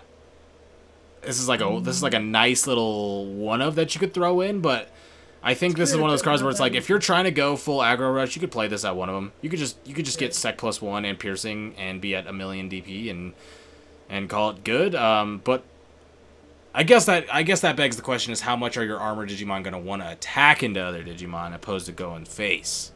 Well, it depends. You might see a blocker and you be like, you know what? Forget your blocker. I'm about to just pierce right over it. I think this card's okay. I think it's cool. I think it's like when you pair with like Fire Rocket, and you have like all these other armor cards that went through. I don't think it's terrible. No. You gotta pair it with something though. I'm not even gonna try to say this card. So we got. Should I try? I'll try. Aizi Ryu Jin. Aizi Ryu Ujin. That's my last attempt. Main, trigger D-Digivolve 1 on one of your opponent's Digimon. Cool. Then you may place 1 card with X antibody in its type to the bottom of one of your black Digimon with X antibodies types to destroy one of your opponent's Digimon with a play cost of 4 or less. Security, trigger D-Digivolve 1 on your opponent's Digimon, then destroy one of your opponent's Digimon with a play cost of 4 or less. So, I mean, this is the deck you be playing. Like, you playing this? If I do, I'm taking it as a 1-up. Yeah, that's kind of what I'm thinking. Yeah, I'd rather play Ultimate Flare. They say it's Ace Ryu Ojin. Ace Ryu Ojin. Thank you. Ooh. I'm gonna hope that's correct, because that's how I'll say it in YouTube in the future. But yeah, I think it's like a 1-of. I don't know. Yeah, it's like a 1-of. It's kind of hard to say too. Dark Gaia Force, black, red, 8 cost. Main, choose any number of your opponent's Digimon whose total play cost adds up to 15 or less and delete all of the chosen Digimon. So, a security, delete one of your opponent's Digimon with a play cost of 15 or less. So, nuts. Okay. So just nuts, right? Like, this is just insane. Yeah. Oh, we thought Gaia... Oh, you know how Gaia Force was good for a really long time? Okay, well, now we're just going to make it AoE. Right. Right. Yeah, no, kill all 3 of them. Fine. Yeah, why not just give Gaia Force AoE? Next up, we're going to get AoE Kakaitis Breath, and, you know, it's all good. Oh, no. Please don't. This card... Yeah, this card's just nuts. This is really good. Like, I don't see you ever playing Gaia Force over this. I don't see... Unless you're playing a pure red build, but that'd be, you know, not efficient. It's pretty good. That card's pretty good. And then we got Senbon Dokkan. 9 cost option with a Mamimon on it, so I already know it's going to say something about Mamimon on it. Main, reveal the top 3 cards of your deck. You may play any number of Digimon cards with Mamimon in their names, whose play costs add up to 15 or less among them without paying their memory cost. This is so funny to read after it's just like, oh, you play this, and then you get Dark Gaia Force right after for 15 costs. And it costs 1 less than this card. Delete one of your opponent's Digimon with a play cost of 6 or less for each Digimon played with this effect. Trash the remaining cards. So, this is like a really good Mamimon card. But again... You gotta play Mamimon, so how good is it? Really, as far as a Mamimon card, it's probably like an 8 out of 10. As far as like a card, it's probably like a 3. It's a meme deck card. It's a meme deck card. Yeah, it's a specific card for an archetype that needs a little bit more support. A lot. But I just think it's funny. It's just... You may play any number of Digimon cards with Mamimon on their names whose play costs up to 15 or less, and then you're just like, okay, Dark Gaia Force. So, yeah. That's funny. Alright, then we got Pandemonium Flame, 2 cost, purple option. Main, you may delete one of your Digimon to delete one of your opponent's unsuspended Digimon whose level is less than or equal to the deleted Digimon's level. Security, delete one of your opponent's unsuspended Digimon. That's good. Yeah, I mean, this is like a card where it's like, there's a lot of things I could do, but it's like, I think about like the BT7 like Cherubi. You're just like, oh, I'm gonna pop my Cherubi to delete your level 6. I'm gonna bring back like 4 rookies. Yep. Like this is actually good for purple, cause like even deleting the Letmon to pop a level 3 and then delete another level 3 for 2 costs, not bad at all. Decent card. Decent card. Yeah. And we got like borderline nipple lasers. So cool. Oh, we got Mist Memory Boost. Main, trash the top 2 cards of your deck, trigger, draw 1, then place this card in your battle area. Main, delay, gain 2. So yeah, this is pretty good. I like this card. I like this card. I like this card art a lot. I like how Myotismon is got like Tanamon. They got a bunch of vegetation and just a Cherrymon in the back. It's cool art. I think this is a good card. I don't think this is really... This is like, you're definitely playing this in that Myotismon stuff where you gain a bunch of memory for trash and stuff. You get to gain 1, you get to delay. It's just it's a purple memory boost that is much different than the Glaive memory boost, but still gonna be a card that you can definitely consider playing. I like how he's teaching them that Myotismon digivolves into either Metal Myotismon or this other. Yeah. He's like, this is how it works. I love it. Flame Hell Scythe. 6 cost, purple, yellow option. Main, one of your opponent's Digimon gets minus 6k DP for the turn. Then you may play one purple or yellow Digimon with 6k DP or less from your trash without paying its memory cost. Security, activate this card's main effect. So, playing this for 6 is probably pretty good. Playing this out of security is just bonkers.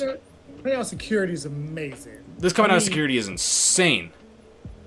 Let's see, 6,000 DP. So you're looking at just about any champion. Yeah, or you could just weaken something. You can just weaken something. It doesn't have to kill it. You could make it. You can make a 12k, make a 6k. You know, there's that. But then you get to play something from your trash, and playing something from your trash on your opponent's turn when it comes out of security. Woo! Now that's good. I mean, how many times you like swung in security and you hit like nail bone, and you're just like, oh, here we go.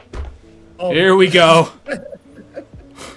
It's like, okay, here we go. Let's go. Here we go. Yeah, no, this card's pretty good. I'm a fan. Especially because if you think about it like this, it's like think about this. Think about this. Okay, let's say you have a purple Digimon on the board, right? Let's just say you have any purple Digimon. Doesn't matter. That's the scenario that we're in. It's on your opponent's turn. They swing in. They hit this out of security. Okay, you get to give minus 6k DP, and then you get to bring back Promo Gatomon, which will then recover and have blocker. Oh, I forgot about that card. Right? Hey, right? that was pretty good. Yeah, yeah, and I agree. The art is amazing. Like, Yeah, this art is like so good. So much of this art is really good. I mean, we could probably say this art is amazing out of like 80 of these cards. Yes. Then we got our last option card. We got Armor Texture. 0 cost option, white. If you have a Digimon with armor in its form in play, you may use this option card without ignoring its color requirements. Trash the top card of one of your Digimon with armor in its attribute. Then, one of your Digimon can Digivolve into a Digimon with armor's attributes in its hand with, by paying its Digivolution cost. If you do, unsuspend that Digimon. Security. You may play a level 3 Digimon card with free in its attribute from your hand or trash without paying its memory cost. So, just super good, right? Extremely good. Like just borderline insane. Like just being able to swing with an armor, and then if the armor doesn't get popped or armor released, you then play this.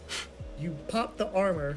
Go into Magnamon. Magnamon, draw a card, and then it unsuspends with blocker, and it's 9k DP just by that alone. And you get to play a security. You get to play a level 3 free attribute out of your trash. So. Okay, Vmon. Okay, Vmon. Oh, and then now I'm gonna search out a dual color, so that way next turn I get to go up into armor. Right, it's on play. Oh no. And then you're like, oh, I guess. Well, dang it, I don't have my on play Vmon. I guess I'll just swing jamming next turn. Oh, this sucks. This card's so good. Yeah, no, this card is ridiculously insane. Very good. Please pre-release this card. That's all I have to say. I think it will be. I can see the space right below the DG8 cards. I can see it be pre-released right there. Now we got Creepymon. We're getting into our secret rares. This is Damon. Oh, it is a common. We aren't gonna get a rare. We aren't gonna get a pre-release. It's a common. Oh, this is Damon. Yeah, it is Damon, but it's Creepymon now because Damon's too close to Demon. Right. When digivolving, trash 2 cards from the top of your deck for each of your opponent's Digimon. If 4 more cards were trashed by this effect, you can play a level 5 or lower purple Digimon card from your trash without paying its memory cost. When attacking, once per turn, for every 10 cards in your trash, trash 3 cards from the top of your opponent's deck, and this Digimon gets plus 3k DP for the turn. That's so good. That's so good. That is good milling right there. That is this card. So the fact that this is a secret rare, is a super bummer to me. I'm not trying to pull this out of the box, if I'm super honest. I'm sure there's people excited about this, but I don't think this card is like that crazy. You do have you do have some things that you can do with it, but like, Yeah, it's a meh card. Like being able to mill 4-6 cards from the top of. Yeah, you get to mill cards from your opponent's deck. That's pretty cool, but I mean, it's at a pretty high cost. Well, I mean, when you Digivolve, you mill from your deck, and then you play a level 5, which you can play the moment. Yeah, but it's for every 10 cards trash tree, so it's like, for it to like really be impactful, you probably need like 30 cards in your trash. Like trashing 6 cards is sick, but if you could trash like 9, that's like a good port. That's like a fifth of the deck. Right, and that's on when it attack you. So it's like, okay, at most you would get is 14k DP on this body. You trash 9 cards from their deck. If you want to go a deck out route, here's your card. Yeah, I think, like I said, this card definitely has uses, but it's not. It's not a world beater. It's not for me. I don't think it's that crazy. I'm sad because Damon's my favorite demon lord. But then we got Imperial Dramon, Paladin mode. The boy is here. When one of your Digimon digivolves this card from random, return 1 white level 7 Digimon card from your trash to the bottom of your deck to reduce the Digivolution this cost by 4, so that would make it 3. When digivolving, when attacking, you return 1 2-color card from this Digimon's Digivolution cards to the bottom of its owner's deck to trash all of the Digivolution cards of one of your opponent's Digimon. Then, return all of your opponent's Digimon with no Digivolution cards to the bottom of the owner's deck in any order. Oh, and it's 16k, a new record. Yes, the only Digimon that can match this Digimon's power is Alphamon at full power. Literally. This is insane. This is a great card. Like for anybody thinking, forget this 7 cost to Digivolve. Forget this return a level 7 white Digimon to reduce it by 4. You 60% win rate this card into play. Yep. Period. Yeah. And I don't know. This card's pretty ridiculous. It's like Nidhogg if on like steroids. It's insane. It has so many synergies. You can get it out for real cheap. Good card. Really good card. You nerfed the typing of it. Because if I remember, it was a Dragonkin, but because that Agumon came out, it's Ancient Dragonkin. Yeah. Oh, so you couldn't search it. Oh. But overall, it's a fantastic card. Good card. This is a pretty sick card. And that does it. That's BT8. That is BT8 in a nutshell. That is BT8 in a nutshell. I mean, we have been going 3 hours on BT8. Really? Me and Dante were thinking like 2. 1.5, 2, you know? But this set is just so good. I liked a lot of what was going on here, but I think we get to that point now where it's like, what are your final words here, Dante? I've hyped up BT7 so much because I think BT7 is meta defining all the way across the board. But I mean, if BT7 in my opinion is a 9, this is definitely a 9 with it. Like it's on par. Oh, it's so good. The dual colors just are going to add so much. It's going to change the game so much. One thing I don't think a lot of people are going to understand is that with the dual color, it's just like your fundamentals as a player is going to have to like go up to keep up with the like top players, because you're going to be able to have a lot more interactions. The ways you're going to be able to do things, the way you're going to be able to build decks is going to be a lot different. And I love it. I love it. The floor of the game stays the same, but the ceiling is bumped up by 3 folds. Yeah. Easily. Yep. Easily. Sheesh. Here we go. Well, that was BT8. That was our review. Try to go in there, try to get as depth as we could for you all, give our thoughts. Now, obviously, a lot of these things may get better over time with future sets. Some things we may have missed that could have been a little bit better if we thought about this card or that card. But overall, just given our general thoughts of BT8 here, it was just a very good set, very cool set. We will be going over BT9 and all that, of course, in the future. We don't know exactly when we're going to be doing our next set review. Probably a few episodes from now. But, yeah. This is going to be this episode. I would like, if you enjoyed this episode, if it helped you learn anything, if you laughed, if anything like that, it would really help if you all shared this with one of your friends. Get the word out, help us grow the podcast here. Anybody who you think could also learn something or have a good time with this podcast would be greatly appreciated if you go ahead and share it around for us. But with that being said, I think that we are going to get out of here. I am yeah. Primitive. I am Dante. And we will catch you all next week for next week's podcast. Have a great day. Peace.